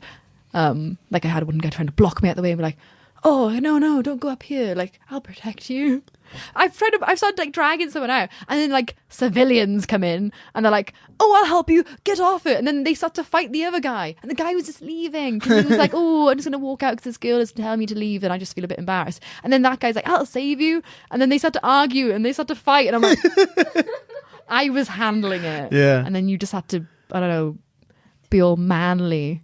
Yeah. And just be like, I have to help her. She's totally fine, but I need to just assert my masculinity. That's a tough one, you know. It is a tough one because there's a tough line to walk between being chivalrous and kind of like patronizing that a woman can't do something. Yeah. So like if genuinely if I was on a night out and I saw a female bouncer dragging someone out and it was a bit of a struggle, I'd probably help them. But you're skilled, see? You know, you can be helpful. Yeah. This person's just some weird drunk man. Yeah, but weird drunk people think they're super helpful. Yeah, that's true. They really do. Like if I saw you doing that, I probably wouldn't bother. Yeah. I'd be like, Fion's definitely got. But like a normal guy sees a tiny little girl and they don't know that she's a badass. I totally understand that. But maybe they should just do jiu-jitsu. You just need a t-shirt that says like, it's cool, I've got this. I got this on my back. Just I've got this. Like okay, maybe like a list of your accomplishments. Like Fion's got this. #Fion's got this. But they were like, okay. Anyway, speaking of guys, and you mentioned creepy guys. Yeah. Let's do this. What creepy guy were we? Shall we do this? Yes. I don't think we need to mention names. Okay, no. I actually met him before. He's quite a nice guy. Well, I thought he was, but anyway. I'm whatever. sure he is, but he's too nice, so, almost. Anyway. Jesus. Sorry. Okay, so we're going to talk about... A situation arose. In the we're going to talk about something community. that's very... that is something... that is very topical at the moment in the jiu-jitsu community. So there's been an incident which has sparked a discussion online about relationships between coaches in jiu-jitsu and the women who are training. And I kind of this is one part. This seems very random, and it kind of is, but we were talking about it before we started recording. And I want to talk about we've spoken about your history and all of that stuff and you personally, and now I want to start to move on to talking about something that you have a better perspective on than I do, which is women in the sport. So let's start with this, just because it's in the news at the moment. And basically, a woman was sent unsolicited pictures of someone's anatomy, which I like that movie. that wasn't appreciated, and it caused a big thing. And basically, the article was, "Don't sleep with your students, or don't have any relationships with your students." But it was very much that. What's your take on it? So I think the article was taken out of context. So yeah, totally. This situation, that I shan't mention names, was kind of like, or any situation like this where basically if you're trying to come on to someone and they are saying, they just don't seem keen. They do need to, saying no, it's just saying no. Or like, yeah. And you can just know when someone's not interested in you anyway. Like they're not responding to you, or they're like not bantering back with you, or whatever the situation is. And especially if they are just saying literally no, don't send weird photos to them. That would be my take on it. However, if it is reciprocated, like I feel like you can have a relationship with someone, but you just need to make sure that like they're giving something back, and like it's clear that you're both interested. I mean, I don't want to have like a rant about consent. I feel like people should just really realise consent, surely. I don't think that needs to be explained to anyone. That'd be quite patronising of me to try and explain consent to someone, but some people really seem to need it. seem to need it a little bit. Yeah, they seem to need, but maybe they should just do a quick Google search of that prior to sending their penis. Just Google consent. Is this okay? Before you send a picture, work out. Google consent. Make sure you've got it down. She said no. I'm going to send it anyway. Yeah. I guess the topic is like, should you sleep? Should instructors be absolutely 100% professional? And it's like a really hard thing, and it is a really complex subject because on paper you think it's similar to the is jiu-jitsu transactional, or is it more than that, with the whole I don't need to show loyalty to a gym because I pay membership here and therefore I can do what you want, versus, well, actually this is like a family, this is like a group of people, it's a community, it's a lot more than just transaction. And in the same sort of respect, should you be professional because you're an instructor, as in if you're a school teacher to students there, or a university teacher to students there, where it's a lot more formal, whereas jiu-jitsu tends to breed this sort of community where it's a bit more friendly, it's a lot less formal. And therefore, because on paper you would think, you know what, you should be really professional. If you teach jiu-jitsu, you should probably just don't try and sleep with any of your students, and don't try and get in relationships with them. But then at the same time, you look at a vast majority of jiu-jitsu instructors who were in relationships with former students who are happy with each other, who are having kids with each other, who were married and for years with each other. And you go, well, are you basically saying that all of those relationships came from a negative place? Yeah, I feel like it has to just be situational every time, doesn't it? You have to just look at each situation and just... Well, this is the article, this is what I'm saying. And I think obviously you disagree with it because you're in a relationship with someone who was once your instructor, and obviously that's worked out and it's been a big thing for you. And I know lots of other people who are. But the article basically says don't ever be in a relationship with your students, that you shouldn't even go there, that actually that would come, it's impossible to have a balance of power in the relationship dynamic because you come from a place of authority being an instructor. I do get that. I do think that is definitely a line that people shouldn't cross in some ways, especially if they're like, was he married at the time? I don't know. It doesn't matter either way. I feel like you're just so close to everyone that, for me, for example, like if I wasn't with Bryn, and he wasn't my only instructor at the time, he was one of the assistant instructors. He's still an instructor, but it was just a very different dynamic. We started as friends. We would like drill in together before class and stuff. We were both students as well. And that just kind of just developed into something more. I feel like when you're that close to people, and especially how relaxed the atmosphere is in jiu-jitsu as well, like I like that about it. I like the, and like the instructors tend to be quite young. Yeah. A lot of, like, Bryn is 25. He's 25. Oh my God, I forgot his age. You didn't. You didn't. thought you forgot his age. thought You got it right. I remembered it. Yeah, he doesn't know my baby. He pretends to know it and he doesn't. But yeah, he's 25, for example. So it's a weird one. It's hard to comment on without. I feel like you have to be aware you're in a position of power, and you have to be aware of your Not body. abusing it. Yeah, and just I think there has to be common sense in it, where like you can see that someone isn't interested. Don't pursue that person, or just kind of get a vibe for it. Do you know what I mean? Like, there's always going to be that vibe. You can tell when someone is attracted to you. Like, you can kind of tell. Yeah. Like, or like you can see that they are, reciprocative. Mm-hmm. That word's hard. That word. I feel like you just get a sense of whether someone's interested or not. So I think when it gets that far, like, there's nothing wrong with him asking her out for a coffee, for example, and she's like, oh, no thanks. Then just leave it at that. Yeah. Like, it might be awkward for a week after, but then it just goes away. And then you've not done anything else on it. You see the boundary, you see that she's not interested, and you just leave it at that. Then you take it a step further. Yeah. Send an aggressive picture of an aggressive thing.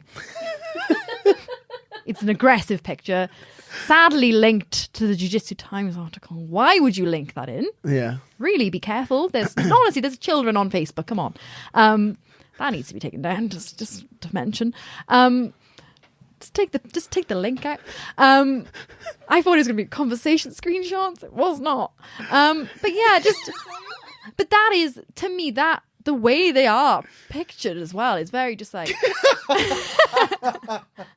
No, it's aggressive. It is. It's not like a peep out of the little trouser pocket. So many people Googling.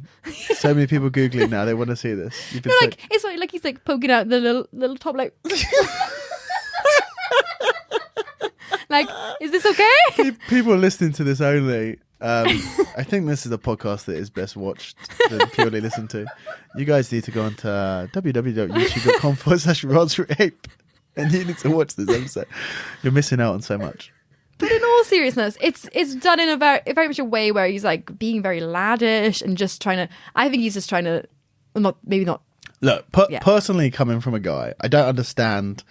Without lowering the tone of this podcast too much, I don't understand why people do this. This is no one has ever enjoyed that. This is like incredibly common for women. I'm sure both of you have. I haven't actually. Have you really not? No. Neither of you? No. Well, people are going to send us someone. I heard you've never had a dick pic. We went so long into this conversation without using the phrase dick pic. We were always there. Neither of you had it. Well, no, many people have, and I never understood it. Especially when people aren't reciprocating like verbal exchanges with someone, and they go, "God, she's really not interested." Okay, I'm gonna have to pull out the big guns. It's not a nice looking like, thing. Has any woman ever been just like, oh God, this guy is a nightmare? Oh, he's texted me again. Oh, hold on. Oh, wait a minute. No, I feel like because it's very common sense that no one likes that. Yeah. I feel like everyone, like, you'd be terrified when you're like, oh. It's a power play, in my opinion. Okay. To send that kind of picture, you're just trying to be like, I don't know. I feel like it is actually aggressive. Like, not just laughing at the picture, which is funny. Yeah, it is aggressive. It is aggressive. If it's an aggressive act to do that, because you know that person's not interested. They've made it clear they're not interested. You're trying to, I don't know what you're trying to achieve, but you're just not you. Yeah. You. But it's definitely a power play. It's just a way of like, I don't know, like some. You're trying to alter the dynamics of the relationship. Yeah, it's. No, I don't think anyone's ever responded well to that. No. So kind of, this is purely your opinion based of this. Oh, of course, yeah. Like, I'm not exactly. But I haven't seen what women are saying about this, because I know that there are like women's only groups where this. Why I don't want to be. You guys can have your group. It's fine. I always found it funny when guys get funny about women's only jiu-jitsu stuff. Oh. There's like Not that exciting. there's like there's so few of them. Like, oh, why don't we get women? We would never do men only seminars. Like, yeah, but every seminar is almost a men only seminar. You know, Very but what offended by that, yeah. or like men only classes. People get so offended about that. Stop being a. We're bitches a about it. minority. I don't like. I need to be careful. I don't want to sound too much like a social justice warrior, but it's silly though. But on your Facebook on your little women Facebook group, what are women saying about this? Like, what's the general consensus on it? Are they agreeing with you? I haven't seen anyone, Oh, which really? is surprising. Yeah, no one's mentioned anything about it. Serious? Yeah, I've heard stories just like talking to people around. Not so much on this topic exactly, because I think this is a very odd one. Something as well that the girl is clearly going to have these photos and is able to share them, able to share like conversation links as well, which is I think it's a very odd move, and he's admitted to it as well. So a lot of people are like instantly going, "Oh, but we don't know if this is true," but it is. He's admitted to it already. Yeah. And Is anyone saying they don't think it's true? yeah, people were saying it after he admitted it. Oh, And I know, and such a desperate attempt to it's stand up for and someone. but every time they're just so ready to doubt it. Yeah. Every time, just because someone's good at something, they just want to be like, no, he's good at jiu-jitsu though. And it is disappointing when And he's a nice guy, and like he was on the right. Yeah. Sorry, yeah, I don't know him, so I can't comment. Yeah, well, I don't know him well enough. I met him once, but he was on the right side of the fence with the whole Lloyd Irvin thing as well, which was like another massive thing in the jiu-jitsu community. So yeah, I guess it was a shame for a lot of people with that considered. Yes, yeah, I think it's just educating people, and I sound stupid to be like, oh, we got to educate people about sending that. Like, people should know. Like, Yeah. It's 2080, but I feel like a lot of people just don't like asking people like, oh, are you a feminist, and they're like, they don't want to say they're a feminist, for example, and like little things like that, like you believing in equality, but you just don't want to use that word. Do you mean? Oh god, now we're getting to really dodgy Are you a territory. feminist? Oh god, I don't even know if I should. Don't comment. The problem with the feminist thing now, and I think the majority of people agree, is that unfortunately the word feminism, which should stand for equality, has been taken too far, and now stands for kind of oppressing men. But if and you kind go of in a dictionary, it you doesn't. know, I know in the dictionary, but a dictionary is only the official word for what something means, and the meaning of words are fluid and they can change, and the English language changes a lot, or all languages change. So that word is starting to become meaning something that it isn't intended to mean. And that is all I will talk about regarding feminism. But you believe in equality, yeah? Of course I do, yeah. Yeah, so that's good enough for me. Yeah. Speaking of which, let's kind of, because a lot of the questions, and one of the questions that I've asked before, and I put this on Facebook a little while ago, and it had some really, really interesting, I wish I saved them all, to be honest, about getting women involved in Brazilian Jiu-Jitsu and stuff like that. Obviously, Brazilian Jiu-Jitsu is an interesting sport in terms of, it's a unique sport in terms of just, in general, is a lot of, it's very tactile, there's a lot of touching, there's a lot of closeness, and therefore it can put off a lot of women. So instantly, because of that, it becomes significantly male dominated. Whereas if you went to something like a Thai boxing class, where there's nowhere near the same amount of physical contact, very, very close, intimate physical contact, there's a lot more women that you'll find in those classes in general, even in MMA or something like that, where there's a little bit of there's both sides. Love of it. hitting the pads. Like, I really enjoyed that when I did MMA. Yeah, exactly. It's just fun, and it's not contact. So there's it is hugely a male dominated sport. What and then kind of the question that I asked a while ago was, how do you get more? Because at the time I had no women in my classes whatsoever. Now I have one now, so moving on up. But how do you get women? What is the way to get women, and more importantly, what's the best way to in your opinion? Do you run women's only classes? Yeah. So what is the best? And and then that's another subject. Like, is that the best way to get women in the sport, to make an environment where they don't have to worry about not touching guys, but they don't have to worry about being in that in a really super male dominated environment when they first come in? So I wasn't really keen on starting women only classes at first. So I just didn't understand what I didn't need them. I just started, but that's so ignorant of me, because I started in judo from a young age, so I was always used to that close physical contact. However, it doesn't seem to be that women don't want to touch guys. It's not like, oh, I'm going to catch like germs off them or something. It's not that. Like the girls from my classes, they start the women's only classes and they almost always go into the mixed classes very soon after. Like bar like one woman who just doesn't have the time and her schedule just works with the women's only classes. Yeah. But they will just hop right in because as soon as they find out that these girls in this class are also all in the mixed classes, they go, okay, and they just go. They don't care. They go, oh, right, beginners, and they just see like 4 other girls who are in the beginners class and they're just totally fine with it. I think it's what I found has been really useful is building like a community and like it's like making my own. This sounds so sad. I've made my own group of friends basically. So I didn't really like fit in with the girl groups because I was a bit like stocky built and like I don't know how to put makeup on, and they were like ugh. And then in jiu-jitsu I was like the head, like the leader where I can enslave them. No, but but in seriousness I was like in the position where like I knew this stuff, so I was confident because I knew stuff about jiu-jitsu and that's what I was teaching, so I felt like confident to teach people. And then they would like be like, oh, you know things, and they like, and then I chat to them and I could just be myself and be really relaxed, and I just basically made friends with all my students. Which is that a conflict of interest? Like, is that bad? I'm not having sex with them, so it's okay. I guess as long as you don't send any pictures of your genitalia to them, yes. It should be okay. That should be okay. So unless they ask for them, I guess unless it's consensual. I mean, I have to then consent, and yeah, but so I just basically made my own group of friends. Yeah, and I mean, no, that's maybe the wrong way to put it, but basically a community. We've just made it like a community of that's girls. like a massive it's a massive part of jiu-jitsu, I think. Yeah, and just having a group of girls and we're all like, I don't know, like it's so nice. Like, we've got so many girls. They're so lovely. And then when a new girl how many women do you have training with you? Regulars. Doesn't need to be exact. We can be exact. It's going to be exact. Probably 10 who come regularly into 10 regulars and then a few others, floaters, about 5. And how, do you know how many people roughly are in the entire gym?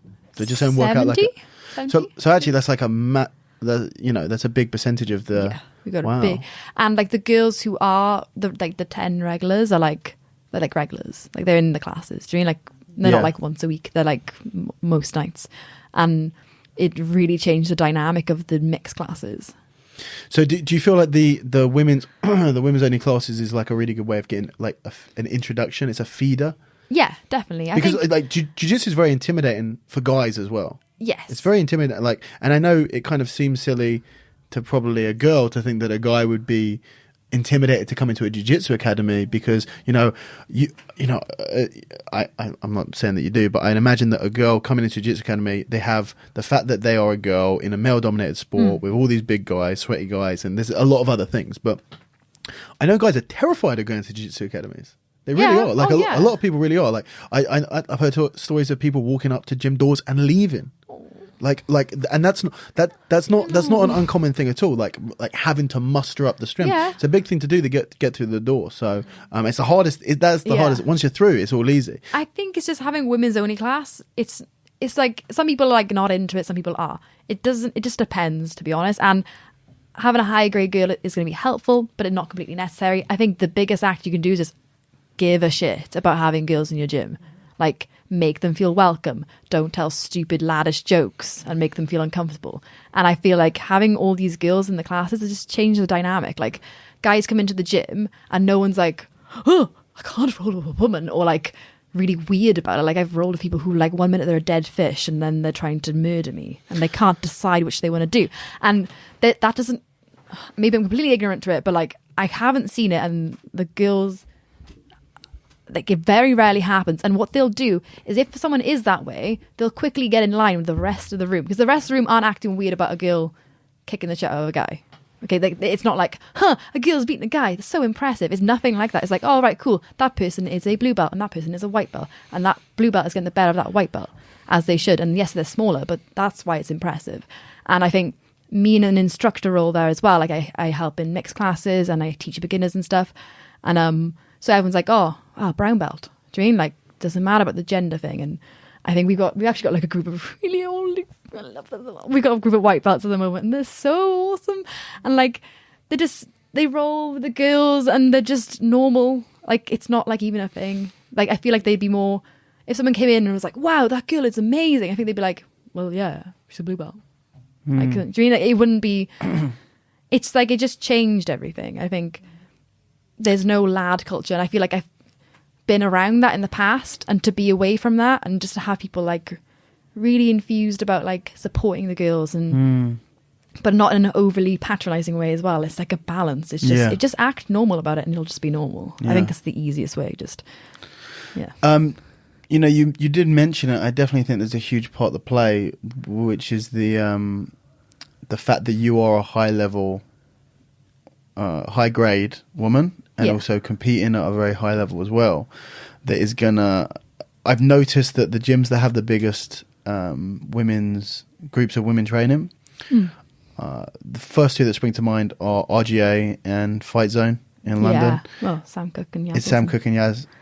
You know, these are black belt, very high level women. A kind of gym's almost doomed if they start with no women. Like, how do you? Because the way that they built it is because they've done women's only classes. They've seen, and it must be so inspiring. And I know you probably hate to hear it, but it must be incredibly inspiring for women to come in and see like a brown belt, almost a black belt, go into America and compete in and winning fights out in these big tournaments on UFC Fight Pass and going and winning the worlds and stuff like that.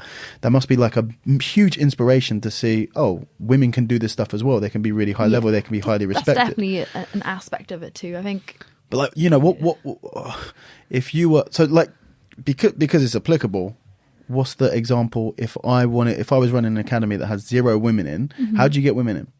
And how, like, you got a class with 30 guys in. Yeah. How do you get the ball rolling? Like, once you get 5 women who are training there and a few of them are purple belts, it's easy. But how do you even get that going?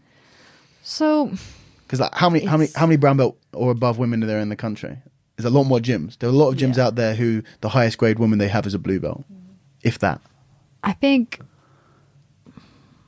Oh, it's a really weird. It's a tough question. I can't even answer it because I was the only girl, not only girl, but one of very few girls, and we weren't really on the mat all together at the same time a lot of the time, and it just took like, I guess, one person really like pioneering for it, and then I think for me as the only girl, I felt a lot of responsibility to make sure I was really friendly to everyone that came in. And like every woman, and it's made them feel really comfortable. And because girls can be a bit standoffish with other girls sometimes. I think what can happen when there's like very few numbers, it becomes competitive, like really competitive. And I think what we do have in the gym at the moment, if I have not noticed, then I don't know. But like, we've got like a really good group of girls who really do uplift each other. And like, they'll walk in and be like, oh my God, you look so pretty today. You washed your hair. And like, I know it sounds really cheesy, but like, the girls are so kind to each other, and it's really helpful. And when a new person comes in, like, for example, there's one girl called Viv, if you put a beginner girl with her, that girl's going to sign up because Viv will just overwhelm them with love. and not in like a creepy way, just in just a genuine, kind way. And I think that we've had like a few more like new girls coming through, and they seem to really be enjoying it. And again, like, it's that community.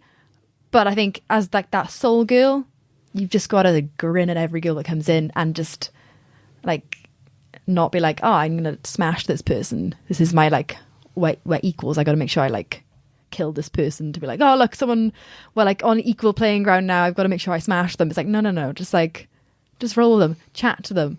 Like, make them feel comfortable. Then you've got a second girl, and then there's 2 girls. People are like, oh cool, there's like 2 girls I can hang out with. And you'll just gravitate, usually not every girl, some girls just prefer hanging out with guys, and that's cool. But I didn't think I was a girl's girl until I started these classes. I thought like, oh, I just get on with boys better because they just like the same stuff as me. But then when you found the girls that like the same stuff as you, I'm a girl's girl, 100%. I'm so girly and just like, oh my God, your hair's so great. Like, do you know, like, I didn't think I was like that kind of person, but I am very much a girl's girl. And guys are cool too, but no for girls. No, that sounds really weird. Do you know what I mean? In a non-weird way. This episode would be called But Not in a Weird Way. But not in a weird way. Please don't take it in a weird way. You know, I think it's And you see the same like articles all the time, like how do you roll with a girl and stuff like that, and it kind of goes back to the consent thing. If you really need to be told how to roll with a girl, like, is it really that hard to kind of not be a dick and not patronize someone at the same time? Yeah, just roll with them at the end. Yeah. I guess, like, you know, when the kind of the main thing that you're looking for when you're trying to get women, and I imagine involved in get them into training, is to create an environment. And you're kind of saying the environment that you create or that has been created because of having the women there, that happens automatically when the women are in, when you've got such a large percentage of the gym being women. If you don't have any women, you need to artificially create that environment so that the women that do come in stick around. Basically, there's like that lad culture, so everyone's like making jokes about, I don't know, like, oh, I banged some beard last night. I don't know what they say. Okay, how did you know? That's exactly what we said. But I mean, like, if that kind of thing is going on, or like laughing at like things that, I don't know, girls have done, I don't know, like just sexist comments, like people know what a sexist comment is. I'm very lucky that Bryn is so not like that, and neither is Omid and neither is Ben, and they're just not those kind of guys. They're all like in relationships, and actually they're all in relationships with the people that train. It kind of makes whoops. Oh well. But no, I mean, not just because they're all in relationships. Aside from that, they're all lovely anyway. And so the lower grade guys don't, like, we all have a laugh, but we all have a laugh in a way that doesn't involve bullying anyone or laughing at someone. Like, that's the kind of stuff I was involved, like, would be like in the past training, and being away from that. It's so nice. Like, if you're not happy, I think that's another thing, if you're not happy in your environment, you need to create your own environment. Yeah. And that's kind of what Bryn and I have done, and Omid obviously, and it's like when we started the gym, like, well, this is the kind of culture we want to create, let's just make it, because you can't like force a square peg into a round hole. Yep. Does that make sense? Yeah, say it with confidence. That is correct. Yeah, and I won't look at it like but so I feel like that's kind of how the gym came about. Like, we weren't happy with like how things were, so let's just make our own environment that we want, and then if people like that environment too, that's really cool. And yeah, awesome. Should we go over to the questions? Okay. Just because right, let me just see how long we've been doing this, because I have it set on the wrong thing. 4 years later. Do you want to guess, or did you look? Did you guess how long is we've been it going for? 1 hour and 45 seconds? How did you 45 minutes? 45 minutes? Oh yeah. Well, that's a long time. How do you convince your girlfriend to do BJJ? This is from Brian Mitchell. And It's your girlfriend. My girlfriend. Yeah. Her side. and you know what? Like, to add on to that, is that a good idea? No. Sorry, that was so blunt. No, I mean, is that? yes. Do you genuinely believe that? No. I think introducing it to them is like, oh, like, this is what I like doing, and if you can get them to a class, that's really cool. But you can't force them to like something that you like, even though you're so passionate about it and you just want them to love it too. I totally understand that. But kind of do reverse psychology. Just be like, jiu-jitsu is crappy anyway. I'm going to jiu-jitsu. Oh, like with the kids, right? Yes. And then they'll go, wait. Maybe I want to try this. I don't know why, but I feel like they would. No, in all seriousness, it's a hard one where, like, sometimes people aren't into the same thing as you, and that's okay. But maybe it's easier if they are passionate about something too. It doesn't have to be the same thing. And it might be jiu-jitsu, which would be great. But don't be like, oh, come on, and just don't obsessively tell her how amazing it is, because then she'll have this, like, you like go back against it and be like, oh, I hate it, because you just want to prove how someone great. wrong, Yeah, like Bryn with Game of Thrones. Yeah. Watch Game of Thrones, Bryn. It's good. Who are you looking forward to competing against in the future? Should she meet them in Absolute and one of the big comps she's at often? This is so far away from me, I can barely. Who are you looking forward to competing at? Especially, and I know someone else asked the question, who are you looking forward to competing at black belt? And you kind of mentioned you wanted to compete against Bia Mosquito. Bia, my love. Not my love. Sorry, I just really like her. She's really cool. See, that's the problem. I really like idolize everyone. Like, oh my god. Did she hug you after when you lost? She shook my hand. Oh, you wanted a proper. I think she didn't want to be. I don't think. I was like crying. She was like, probably don't want to touch you too much. So I think she would have been up for a hug. I might let her know next time. Yeah. If this goes sour for me, bring it in. But anyone else? oh, Like a Gabby Garcia? No, Tayani. Is that how we say her name? I just read it on Instagram. Is she the for big girl? Yeah, the bigger girl. Yeah. Yeah. I'd love to fight her because she moves like a cat and she's bigger, so that's just going to be fun. Might be horrible. I've seen you compete. You compete against, because obviously you do a lot of absolutes, don't you? Yes. And what would you compete at? 64? No, 58 now. You compete at 58. Damn. Gone down. And you do a lot of absolutes, and you win a lot of absolutes. I'm sure I've seen you fight like a big girl, and you threw her. Yeah, that was at Nogi Worlds. Yeah. I like fighting bigger people. I think because I roll with bigger people in club. When I roll with people my size or smaller, their legs are like on their head, and I'm so confused because I need to unpeel them like a grape. Oh yeah, I'd rather compete against someone or roll with someone bigger than me than smaller than me. I find small people really hard. They're so like you'll see later on. I'll good. have a real nightmare. We're gonna roll over. That's cool. Just too small. Too small. I rolled with Emma last time she came down. She's so tiny. It's very, very difficult. Yeah, Bryn complains like, "Oh, you're too small." I'm like, that's the thing, guys. People can be too small. What was the hardest transition between judo and BJJ? We kind of spoke about that. turtle. Anything you want to? Just turtling. Oh, Why? yeah. Laying on my front. My daughter. Well, someone. You know what? I get so many silly questions on this. My daughter. There you go. No. That isn't the silly question. I was going to skip this over. Marmite or jam on toast? Marmite. Okay. Well, we learned a lot there. It was a good question. Mark Russ. My daughter is nearly 3, planning to intro her to a bit of gymnastics, then judo, then jiu-jitsu. Or do you feel straight in with jiu-jitsu? That order sounds good. I'd go gymnastics. If you want to make a super athlete, if you want your child to be a super athlete, yep. Put it that way. Put them in gymnastics. This is in my opinion. Okay, obviously, just like take that with a pinch of salt. Gymnastics, they'll be like doing the splits and shit, trying to like not get swept, like this. Like this. They can't sweep them. Like they're like a little cat or like upside down toast or whatever. No, like cat attached to toast. Yeah. Cat on toast. Technically, it's a cat under toast. Cat under toast. There we go. Yeah. So toast on cat. Yes. Toast on cat. So they'll be like really balanced. That'll be really good. They can do flips. That's entertaining. You could busk. Make some money towards competition fees if you and then judo. Get them for wrestling. Wrestling over judo. Yeah. That you might have actually said that so quietly that no one heard. Wrestling over judo. But in the UK, it's going to be judo because there's more. Yeah, it's more available. If you happen to be near someone that's got good wrestling, then you know I think I'm Eva's going to win. I'm in 100% agreement with you. I think if I ever had a kid, I wanted to get them to be a super athlete. They'll be doing gymnastics from a young age, because I don't care if they get bored of it.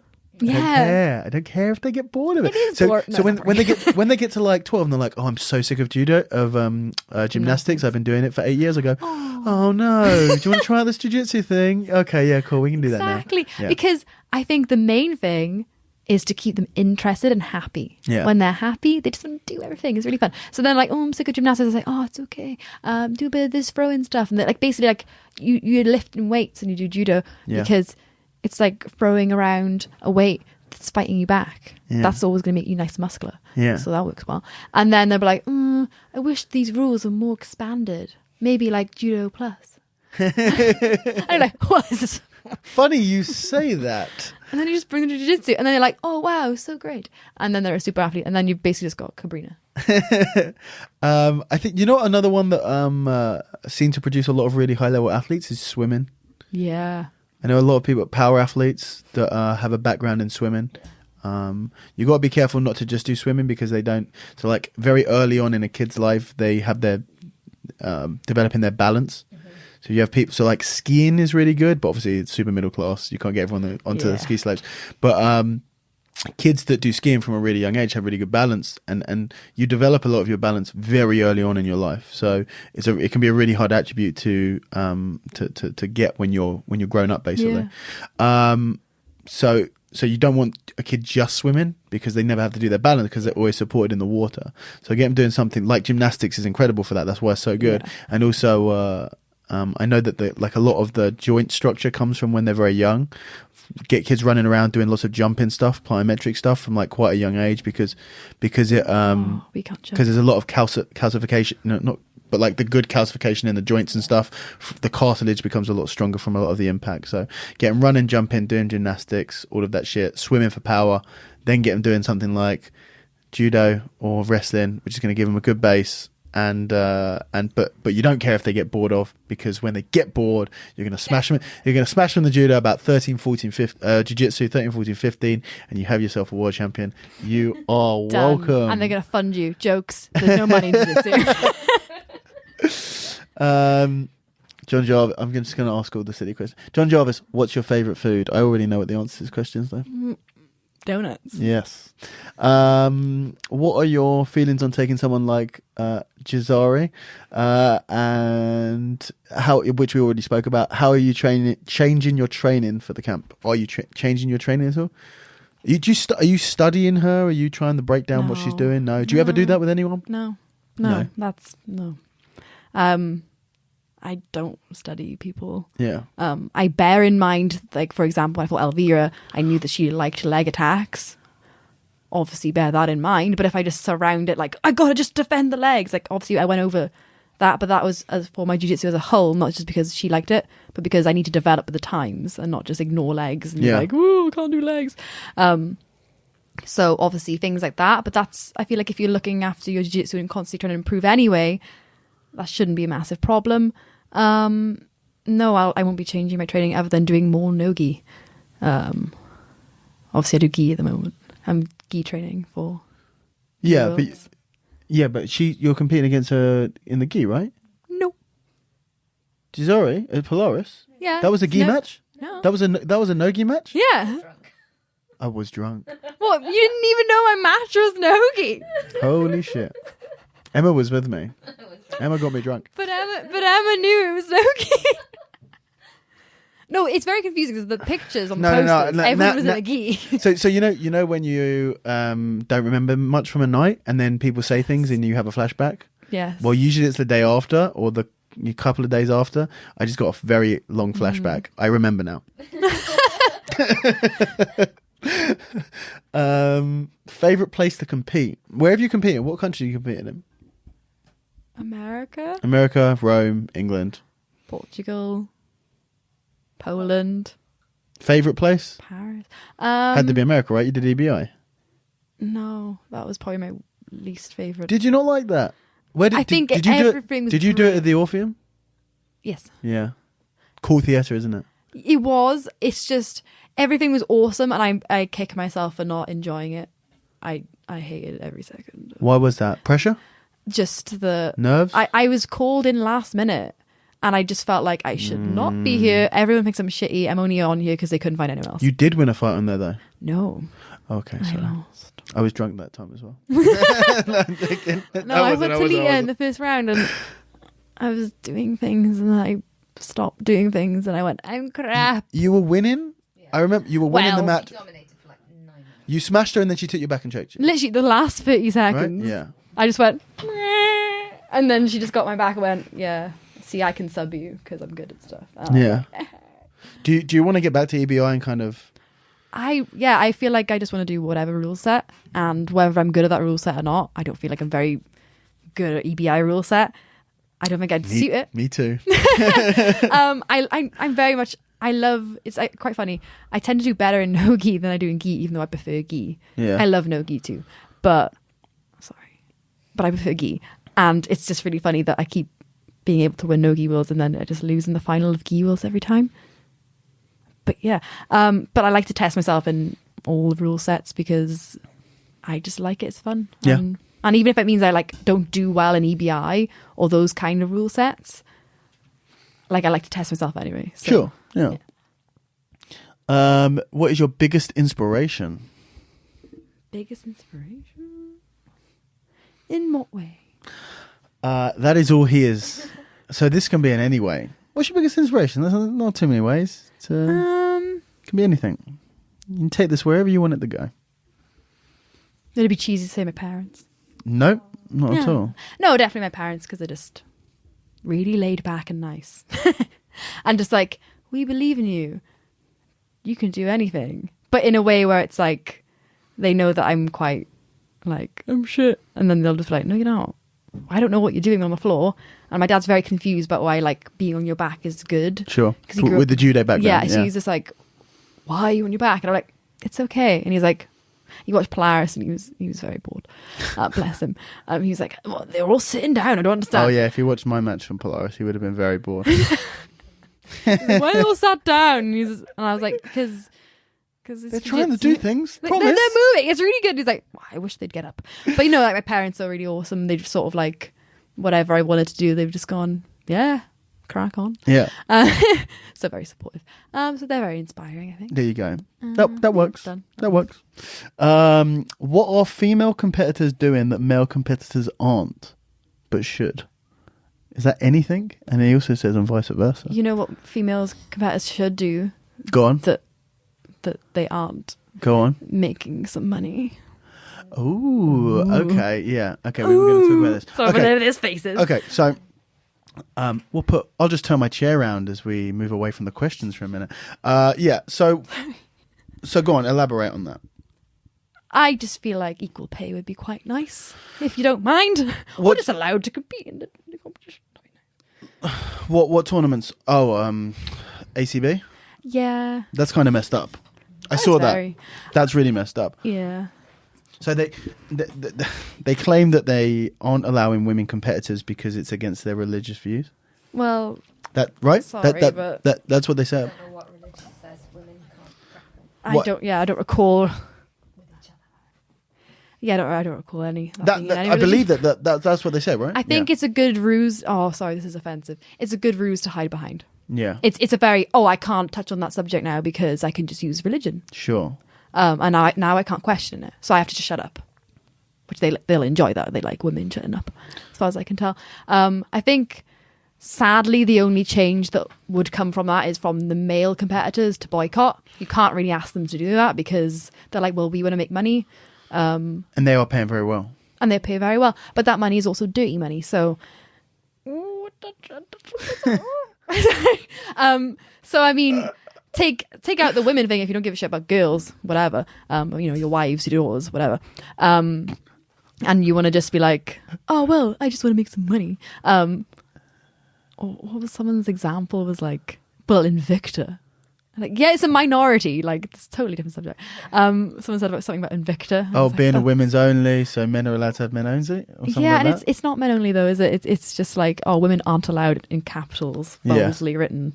No females. And yeah, like if they run like the ACB Men's League, that would probably go down better, right? Than just ACB for everyone, not women though. Not women though. Yeah, which is literally what it was. It was like kids, teens, adults, no women. Yeah.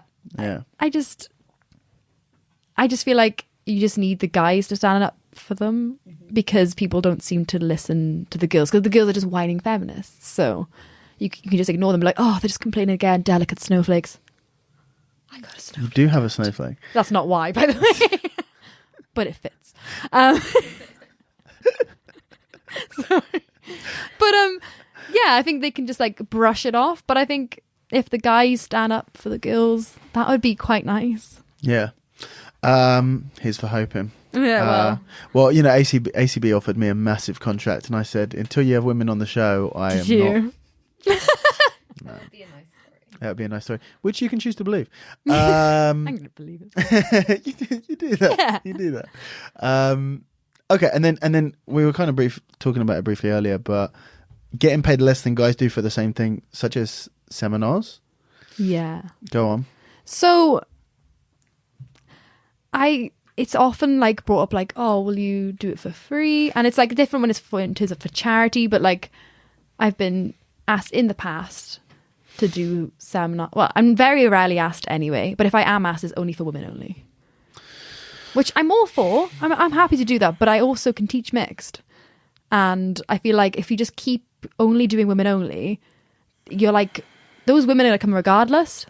Like they're going to come to the seminar you could also have the men there too, but they try and justify it as like, oh, the men aren't interested. And well, why aren't they interested? Because you're telling them they're not interested. Like no one, if I'm teaching the mixed class, no one cares. They're like, oh cool, let's learn some things that Fion's showing. Because we just treat it like it's normal. So it is normal. I feel like, you know, with regards to CrossFit, for example. But it is normal for you guys. Yeah, and it would be normal if everyone treated it. Well, I think I think I see where you're coming from, but I also don't agree 100%. I do think it's a really, really tough one. I was having a conversation with Sam Cook the other day about whether she should be doing her webinar seminars as women only or doing them as mixed or a combination of the two. And I do think it's hard. I think that like 100% there are guys out there who don't respect women and they don't respect their ability to teach jiu-jitsu in the same. Like obviously that's incorrect viewpoint. There's nothing, your gender doesn't change how effective your jiu-jitsu is or how technical your jiu-jitsu is or how good a coach you are. But I think for your academy in general, you're kind of in a bubble where your gym is a very different group of people with a very different attitude and mentality than the average gym. So average gym, we're not talking about the RGAs or the fight zones or the CF24s. We're talking about, and I've been to many, many gyms. I do a lot of seminars and I go to a lot of seminars where there are 0 women on the mat. Zero, really, in groups of 20, 30, or sometimes more, 0 women. And maybe they have 1 or 2 women who train, or white belts, or maybe you'll have a blue belt. Those guys are going to see women teaching, and it is just, I think it's not, maybe for some of them it's a misogynistic thing and they don't think that women can teach, but for others, they just don't, they're not used to it. They don't understand it. There's something really new for them. So I don't think it's necessarily. I do think that there's a problem in that women that if some people are going to be hesitant to run a seminar with women because they are worried that guys won't show up, and I don't think that is them making telling the guys that they shouldn't come. I think sometimes that is the guys. Yeah, and I think they're trying, when they do it, they're trying to protect the woman taking the seminar. They're trying to be like, oh, they don't want to offend themselves. Just have a women only, and then there's no like, oh, where are the guys, that conversation.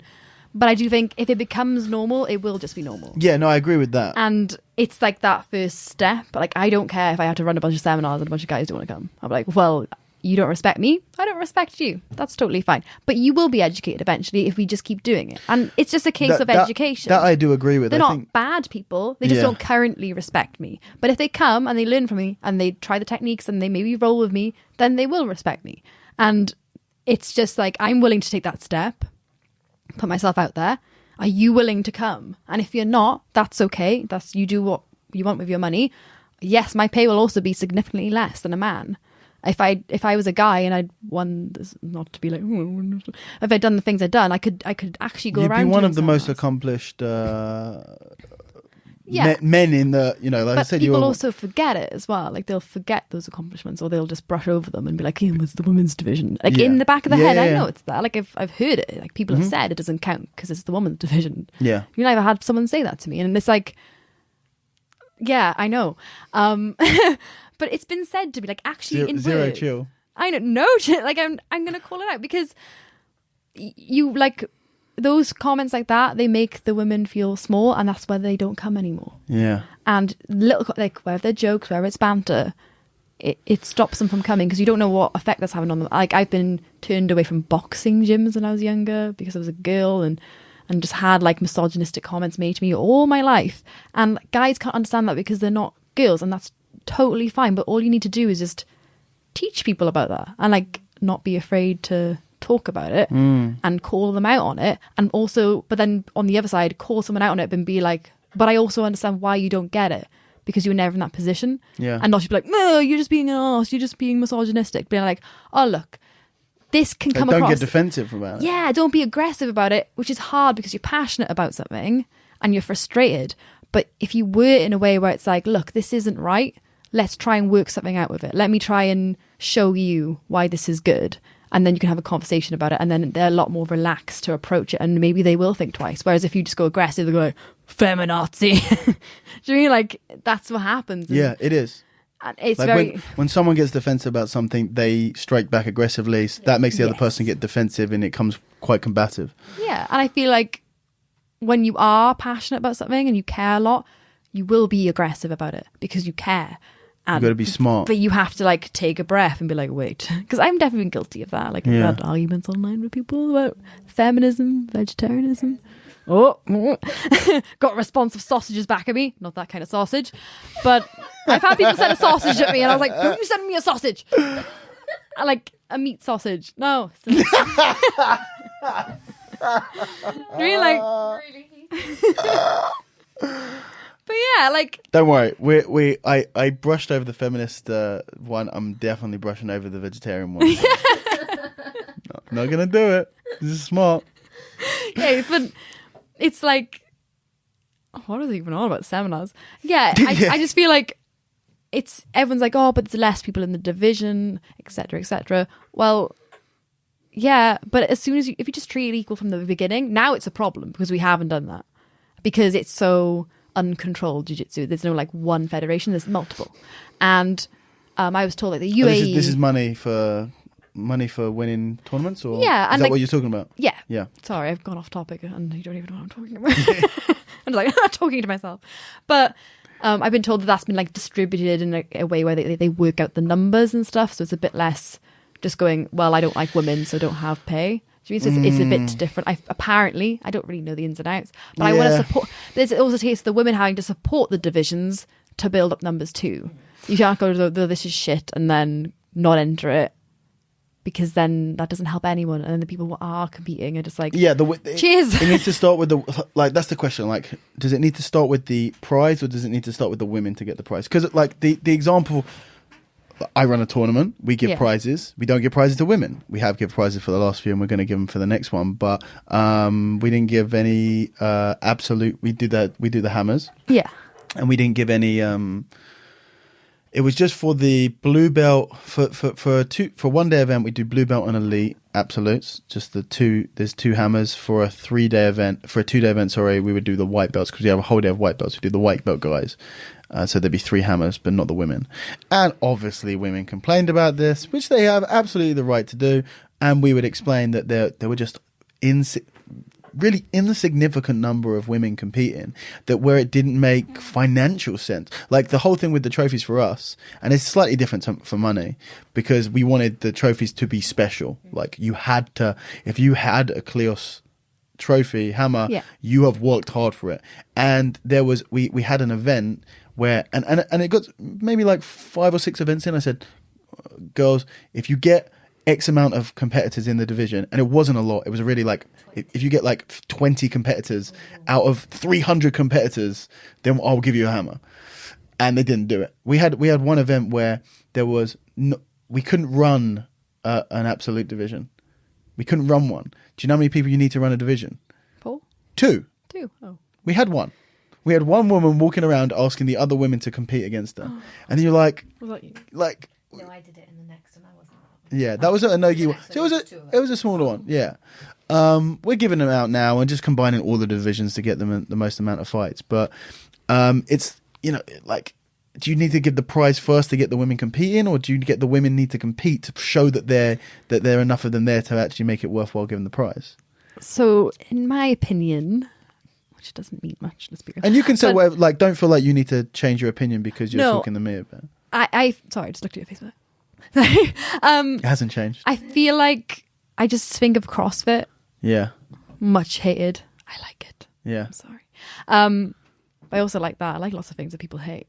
But they started with, as far as I know, like equal coverage, equal pay, everything. And it's just never been a problem. It's just never been a conversation. And everyone... It's built into it. It's built into it. It's always been a part of it. So it's never been questioned, and it's just like left at that. And whether the numbers were smaller or not, like it was like guaranteed, I know I will get this prize. So yeah, I make a loss at the first bits, like the first few. But now... like they can trust in that organization and know that there will always be that reward there. So now they trust it. However, when it's there 1 minute and it's taken away and then it's back and then it's taken away, they don't trust it anymore. And I personally as well would be like, I'm hesitant now because I don't know if I'm even going to get this prize. Yeah. They're like, no, you need a minimum of this number of people. Whereas if you just went, this is the prize, step back. Yeah. Then people will probably enter it.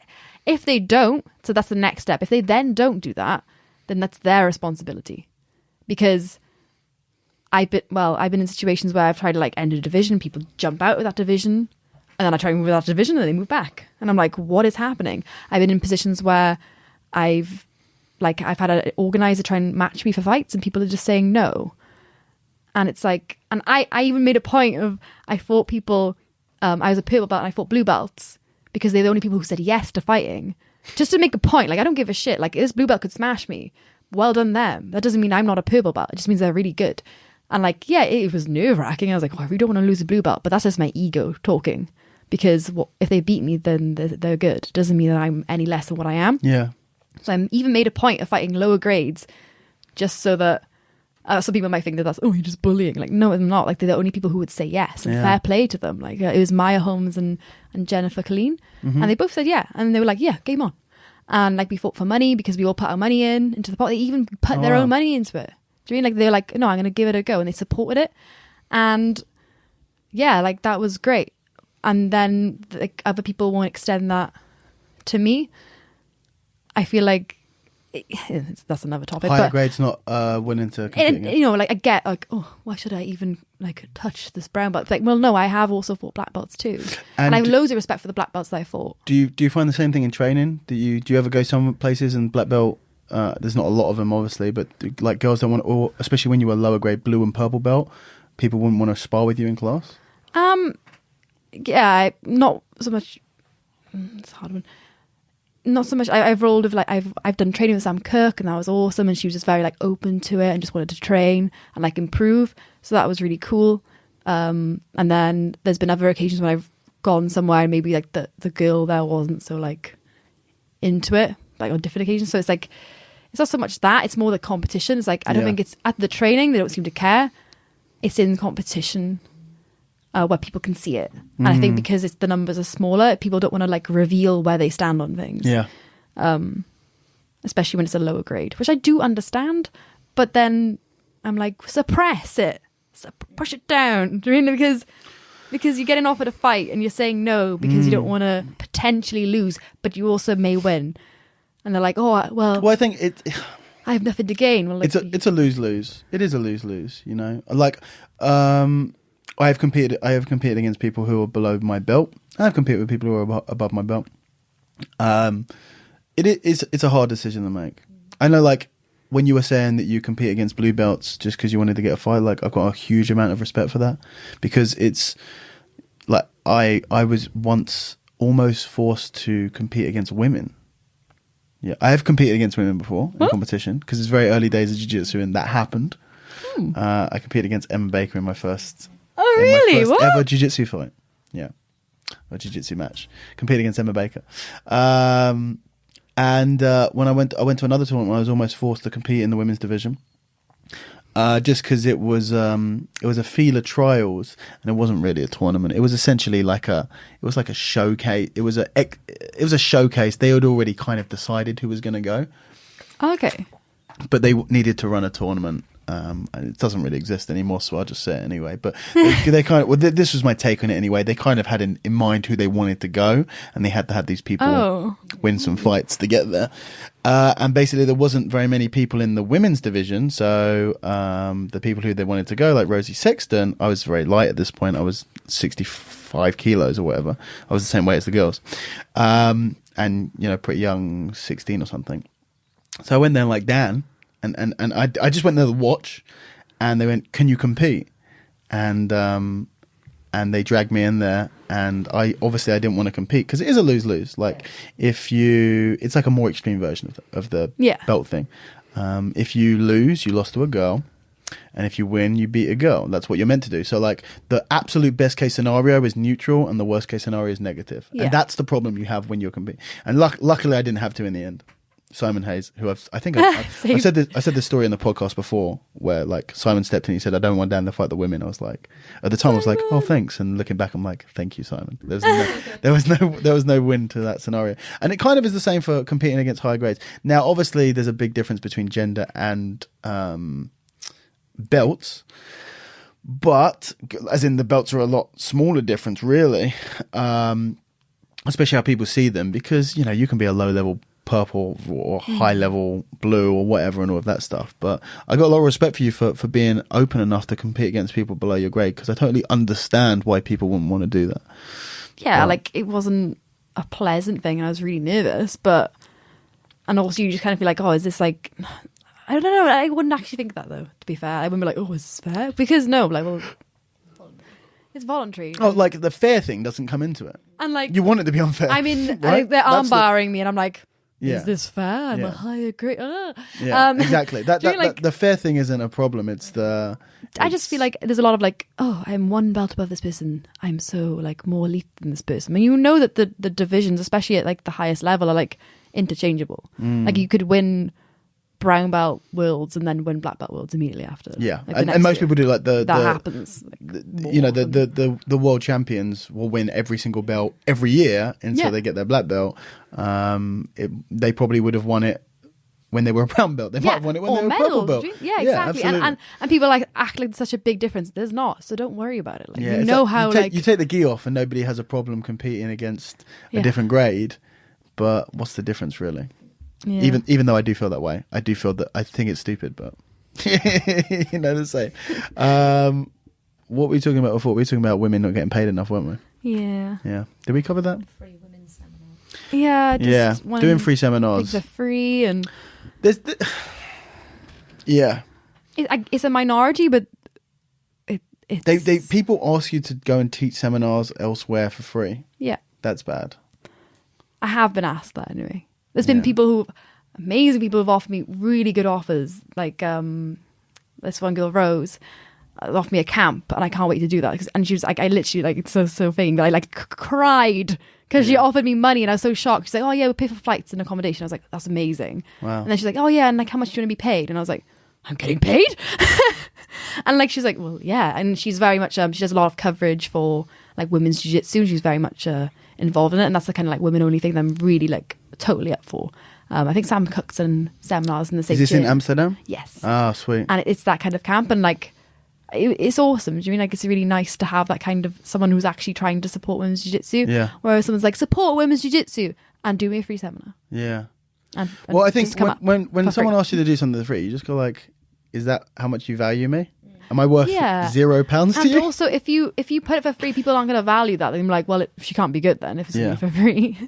Do you mean Yeah. like they don't want to come because they think it's shite? Yeah. Whereas if you put like a decent price on it, maybe not super expensive. I'm like, I'd never want to charge much. I'm not exactly I'm not, I'm not done like, I'm not being a mosquito basically. Do you mean I'm not like one much, but like I wouldn't be like charging a bomb for things, but like, a little bit of money so I can make some sort of career out of it. Like I'm trying to train full time. I work. Do you mean like I've got amazing parents who will help me out if they need be, but they're not rich. Do you mean like they're normal working class people, and like they'll help me out, but I don't want to be taking advantage of them anyway. And I work, I make money, I teach. We like early stages of running a gym. Do you mean like we've got to teach to make money out of jiu-jitsu? I'm not like a funded athlete. Like if it was an Olympic sport, I'm not getting any funding. Do you mean like none of us are. Like I don't sleep on the weekends so that I can afford to do jiu-jitsu. Like I work till 6 a.m. So like it's frustrating then that people are like, oh, we'll just do it for free. But women are minority, so you got to just do it for free. And like they're not. They work. Do you mean they're working girls? Like, it comes back to what you were saying earlier about just give it like guys don't think that women can teach because that's just what they believe, whether that's conscious or whether they're misogynistic or whether it's just subconscious and they just don't, they're not feeling it, and they've got to kind of expose themselves to a little bit. They've got to dip their toe in the water and actually go to a seminar or go to a women's class, see one teach, and then be proved that whether they believed what they were true, whether it was true or whether it was turns out that they were wrong. And it's kind of interesting thing about that because obviously UK BJJ is still in very early stages, but women's, just by the nature of the sport, where they're always going to be a little bit behind just in terms of like the progress, like when was the first black belt woman and how many black belt women are there now in the UK? I think there's like 12 or 13. Very, very, very small number compared to 300-400 guys. So and then competing, you, Sam, Leonie, Vanessa, girls like that are kind of really the first generation of high-level women jiu-jitsu competitors. Like, it's down to you guys to actually change the perception of all the guys in the country. Ooh. Like that's the reality, right?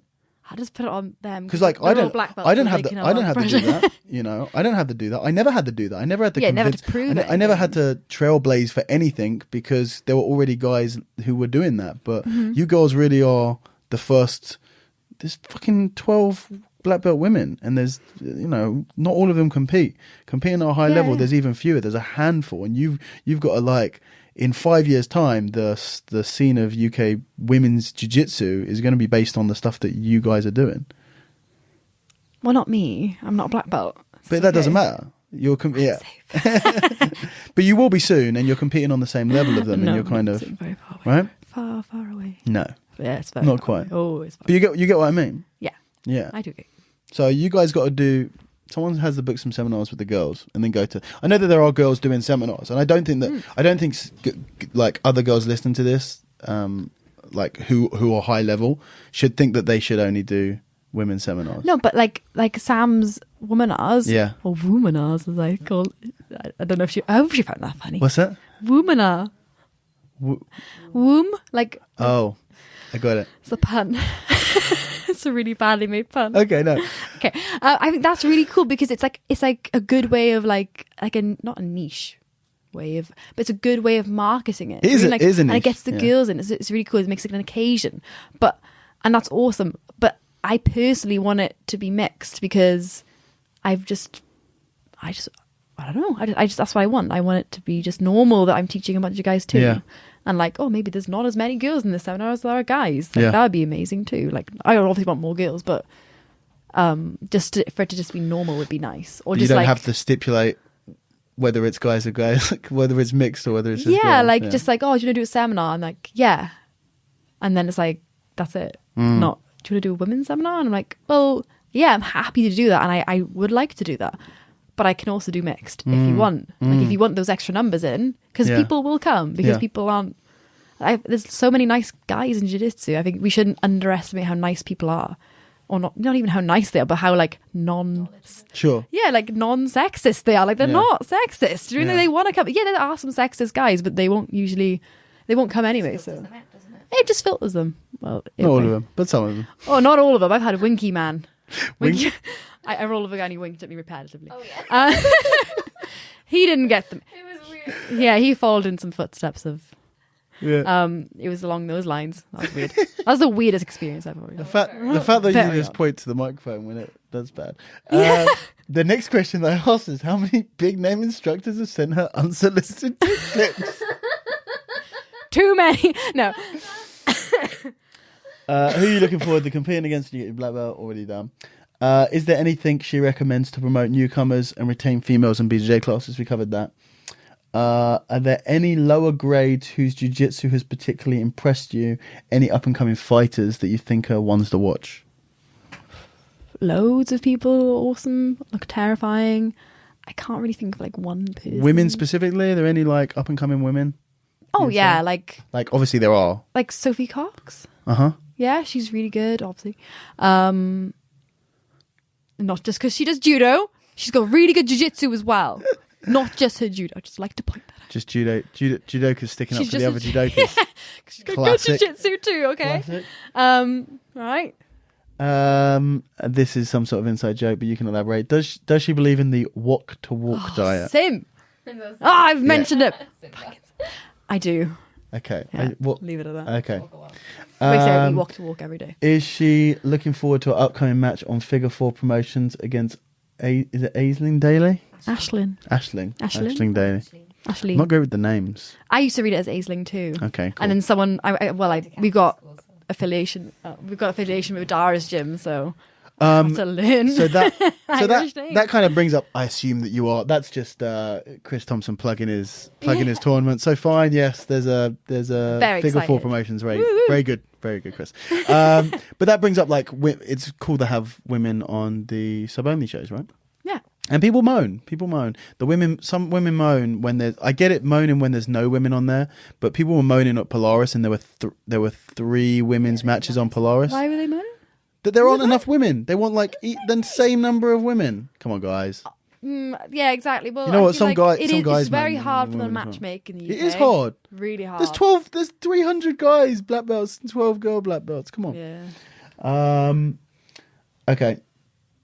Ask Ffion to do her crazy dog impression. Tell us about Give me boobs.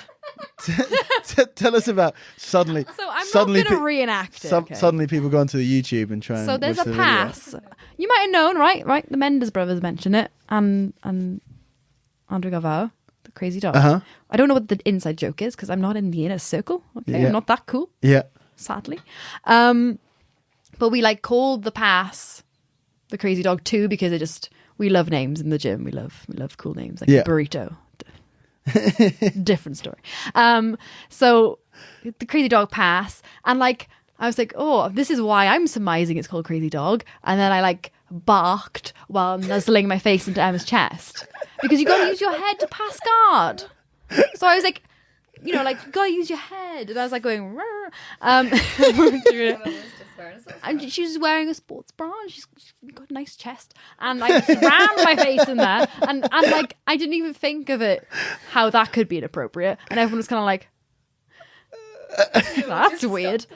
But yeah, so yeah. So I promised that I'd tell you an embarrassing seminar. Okay, so I did a seminar at camp in the Midlands last year or the year beforehand, and I was teaching triangles. And I was holding the guy in the triangle, and I was trying to like point underneath his, like where his neck is, to see the gap underneath his neck. But I didn't point underneath his neck. I stuck my finger in his mouth. Because I'm here, I've looked up a triangle, I've turned, I'm talking to the guys, and I'm saying like, you know, you see his neck here, and I'm just going like, lifted it up, but I had no idea. So I did it for ages, like way longer than you should stick your finger in a stranger's mouth and you know, kind of wag it back and forward. And then I took it out, felt that it was wet, look up to him, looked at everyone else, and they were just like shocked. So these things do happen. You teach enough, then these things happen. Jess Frazier. I've seen her clips training in a small gym. I'd love to hear tips on how to make a smaller team work and how to structure training around limited training partners. She's epic and definitely seems self-made. I'd love to hear about how she made that happen. Well, we kind of talked about that. But yeah, how do you structure training in a small gym? I feel like just setting like actually thinking about what, like, for example, there is that fear of when you compete like worlds and stuff where you're like for example, they've got like Cabrina in their corner and you're like, holy shit. And I'm like, oh my God, it's Cabrina. And he like smirks a little bit like, bless you. Famous. Yeah, I usually just have my mate in my corner. Yeah, like I've got like, I got Dara, and people are like, Dara's cool. So that's cool. And then I got Bryn and they're like, random and Bryn's so good, and they're like, just some brown belt guy. Do you mean like they don't know him? Yeah. But he's such a secret good coach too. And yeah, it's kind of just having little, like, that can be intimidating, but I feel like now I've done it and I've competed, like, you can't, they're not that person, they're not their coach. Yeah. Like, I'm not fighting Cabrina, like I'm fighting his student, which is cool, and it's very beneficial for them. Yeah. People can also, not that they are, but like people can get lazy in that environment where you've got so many good people on the mat that they think, I just turn up and I'm automatically going to be good because I'm surrounded by all these good people. But that's not the case. You've got to go there and like think about what you're doing, and it sounds so stupid to say, but like you've got to actually be mindful. Yeah, and you got to be actually like, oh, this is my goal for the session. I'm going to try and work on close guard to armbar, and like that's literally it. And even if I'm failing and getting my guard smashed because of it, I'm going to keep repeatedly working on that and always trying to like make gains in the session, not just turning up and thinking, oh, I'll get better because I rolled with these people and we just sparred really hard. Like, no, like I'm sparring hard, but I'm trying to do a specific thing. Yeah. Even if it sacrifices me winning that role, like you don't win that role, you're just working on things. And like sometimes it is good to just go all out and just do your best stuff.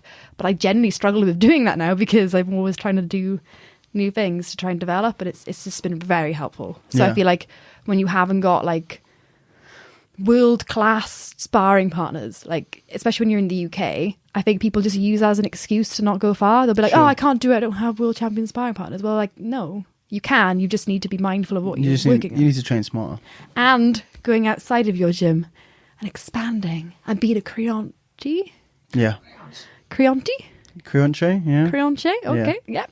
Probably Say all that of the wrong. above is butchered, but if Yeah. you're actually Portuguese. I once said to someone who was Brazilian or someone who spoke Portuguese, like, do you know what a crionche is? Had no idea what it meant. It's not a real word. That is what you've said is very good, but I believe that she's referring to the physical size of the gym, as in. a small Oh gym. my god, it's tiny. It's too small. We're gonna. But like how? So we're moving. how do you? What the tips are making a smaller team work? As in, okay, so the smaller team you spoke about, structure training around limited training partners or space. Maybe she isn't asking that. She means a small group of people, but Yeah. it's actually a large group of people in a tiny space. So in a tiny space. I find the idea of how to structure big classes and small spaces an interesting topic, but I guess if she was, So let's answer both and then she'll get. we do a lot of Whatever. positional spot. It's quite difficult at the moment. We do need more space. I do that as well. A lot of positional sparring. We do King of the Hill. Yeah, we do a lot of that, and also we don't have like, oh, this is the length of the class, and then you leave. We just go like, we do the hour technique, and then we just spar until everyone wants to go home, because me and Bryn basically just live in the gym. Yeah. So we'll just go, well, we'll just keep rolling, and then we'll have like 6 pairs out, and then we just keep alternating. So like I won't do like all my rounds in a row. I'll go like in out, in out, in out. Just like, so I get like good rest between rounds, and I can like roll and roll and roll that way. Sometimes I do just do a few in a row, but I just hang around. Like sometimes it's like 2 hours after. I'm not doing 2 hours of sparring because that's insane. Like all just flat out sparring, but we're there for Jumping about, in and out, yeah. yeah, like just for about 2 hours in a nice sweaty room. It's really good. And then people will slowly filter out. Maybe they got all their rounds in, and we just let the timer tick on, and we just go for as long as you want and not put a limit on it. I know that people have to be out of the rooms at a certain time, for example, if they're renting somewhere, but we have got access to the gym pretty much all the time. So Useful. yes, Useful. so lucky. How do I stop her knee slicing through my half guard like I'm a 10-year-old orange belt? How do you approach mindset for comp day? Oh. Do you have like any mind stuff? Mind stuff. I listened to your podcast before about this, Oh, yeah? and I found it really helpful. So, you know, like I thought about Beyonce. Uh-huh. Okay, this is getting weird.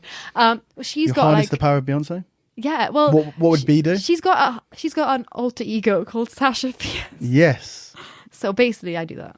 Yeah, you do that. Well, I don't pretend I'm Sasha Fierce. I just pretend I'm someone else. Based on my Yeah. podcast. Really? That was episode 2, right? And I've seen lots of like other things that also back that up, and I was like, well, that sounds nice because I can't make myself believe in myself. Because So I'm British believe in- and I hate believe in myself. That's someone how we else. work. Yeah. So do you have another this name for person's that awesome. person? No. Well, kind of pretend I'm Lagertha from Vikings. Okay. That's the Shield That's Maiden, so right? cheesy. But like, yeah, like basically the Shield Maiden. Yeah. I just pretend I'm a Shield Maiden. And just Yeah, I definitely think that works. I'm doing another podcast with him soon, hopefully, on his podcast, so that'll be interesting. But I want to get him back on. I want to do a live one with him, yeah. where he talks a bit more about that. But yeah, cool. Go listen. Basically, thanks to Ffion for plugging more of my podcast. And then finally, what advice would you give to other female competitors starting BJJ? What do you mean? Don't know. I think we've covered most of it, to be honest with you. Specifically, Oh, if they wanted to compete or like other. yeah, well, female competitors starting BJJ, yeah. Oh, don't cut weight your first fucking few years of competing unless you're actually needing to lose weight, like in general. Yeah. For or whatever reason, like just don't cut weight. Like people always come to me like, what category should I do? Do I need to diet down to this tiny category? And I'm Like, like, no. if you're overweight, become not overweight. Yeah, And if just you're no eat longer healthy. overweight, compete in whatever division you're in. Yes, so I just think like- that doesn't apply to women. That applies to everyone, in my like opinion. if you feel happy, yeah, exactly. But I feel like girls can use it as an excuse to just starve themselves. And you know what? Like, the women need to be careful about extreme weight cutting because it can really fuck up a lot of their shit. And I've done it. I've done stupid things. Like there was just no guidance when I was trying to cut weight, and just basically just do your natural weight, and then like when you get to brown and black belt, then think about cutting when your mindset is a lot better too. You're not just like using it as an excuse, like, oh, like you're using it as an excuse to cut weight when really you just want to be smaller, but you're just going, oh, for this jiu-jitsu competition, when it's not really, because you know you won't fight as well because you're going to feel weak. So, like, women cutting weight and saying it's for jiu-jitsu, but actually they just want to be like, is that a thing? Yeah, I think so. Really? I can't speak for everyone, obviously. I'm not saying all women do this. I'm saying it's a very common thing. And I have done it myself, where I've been like under the guise of like, oh, I'm just doing for judo or jiu-jitsu or whatever, when really I'm just doing it because I want to be leaner. So Or not even you wanted to sort of. starve yourself, and you wanted a better reason to starve yourself than I Yeah, want where I to can be justify skinny. it. Do you mean? Yeah. Sounds Okay. ridiculous, but people are like that. You know, that was going to be the last question. I've got some questions. Tell me some more stuff like that I don't know about women. Just give me a couple of good ones.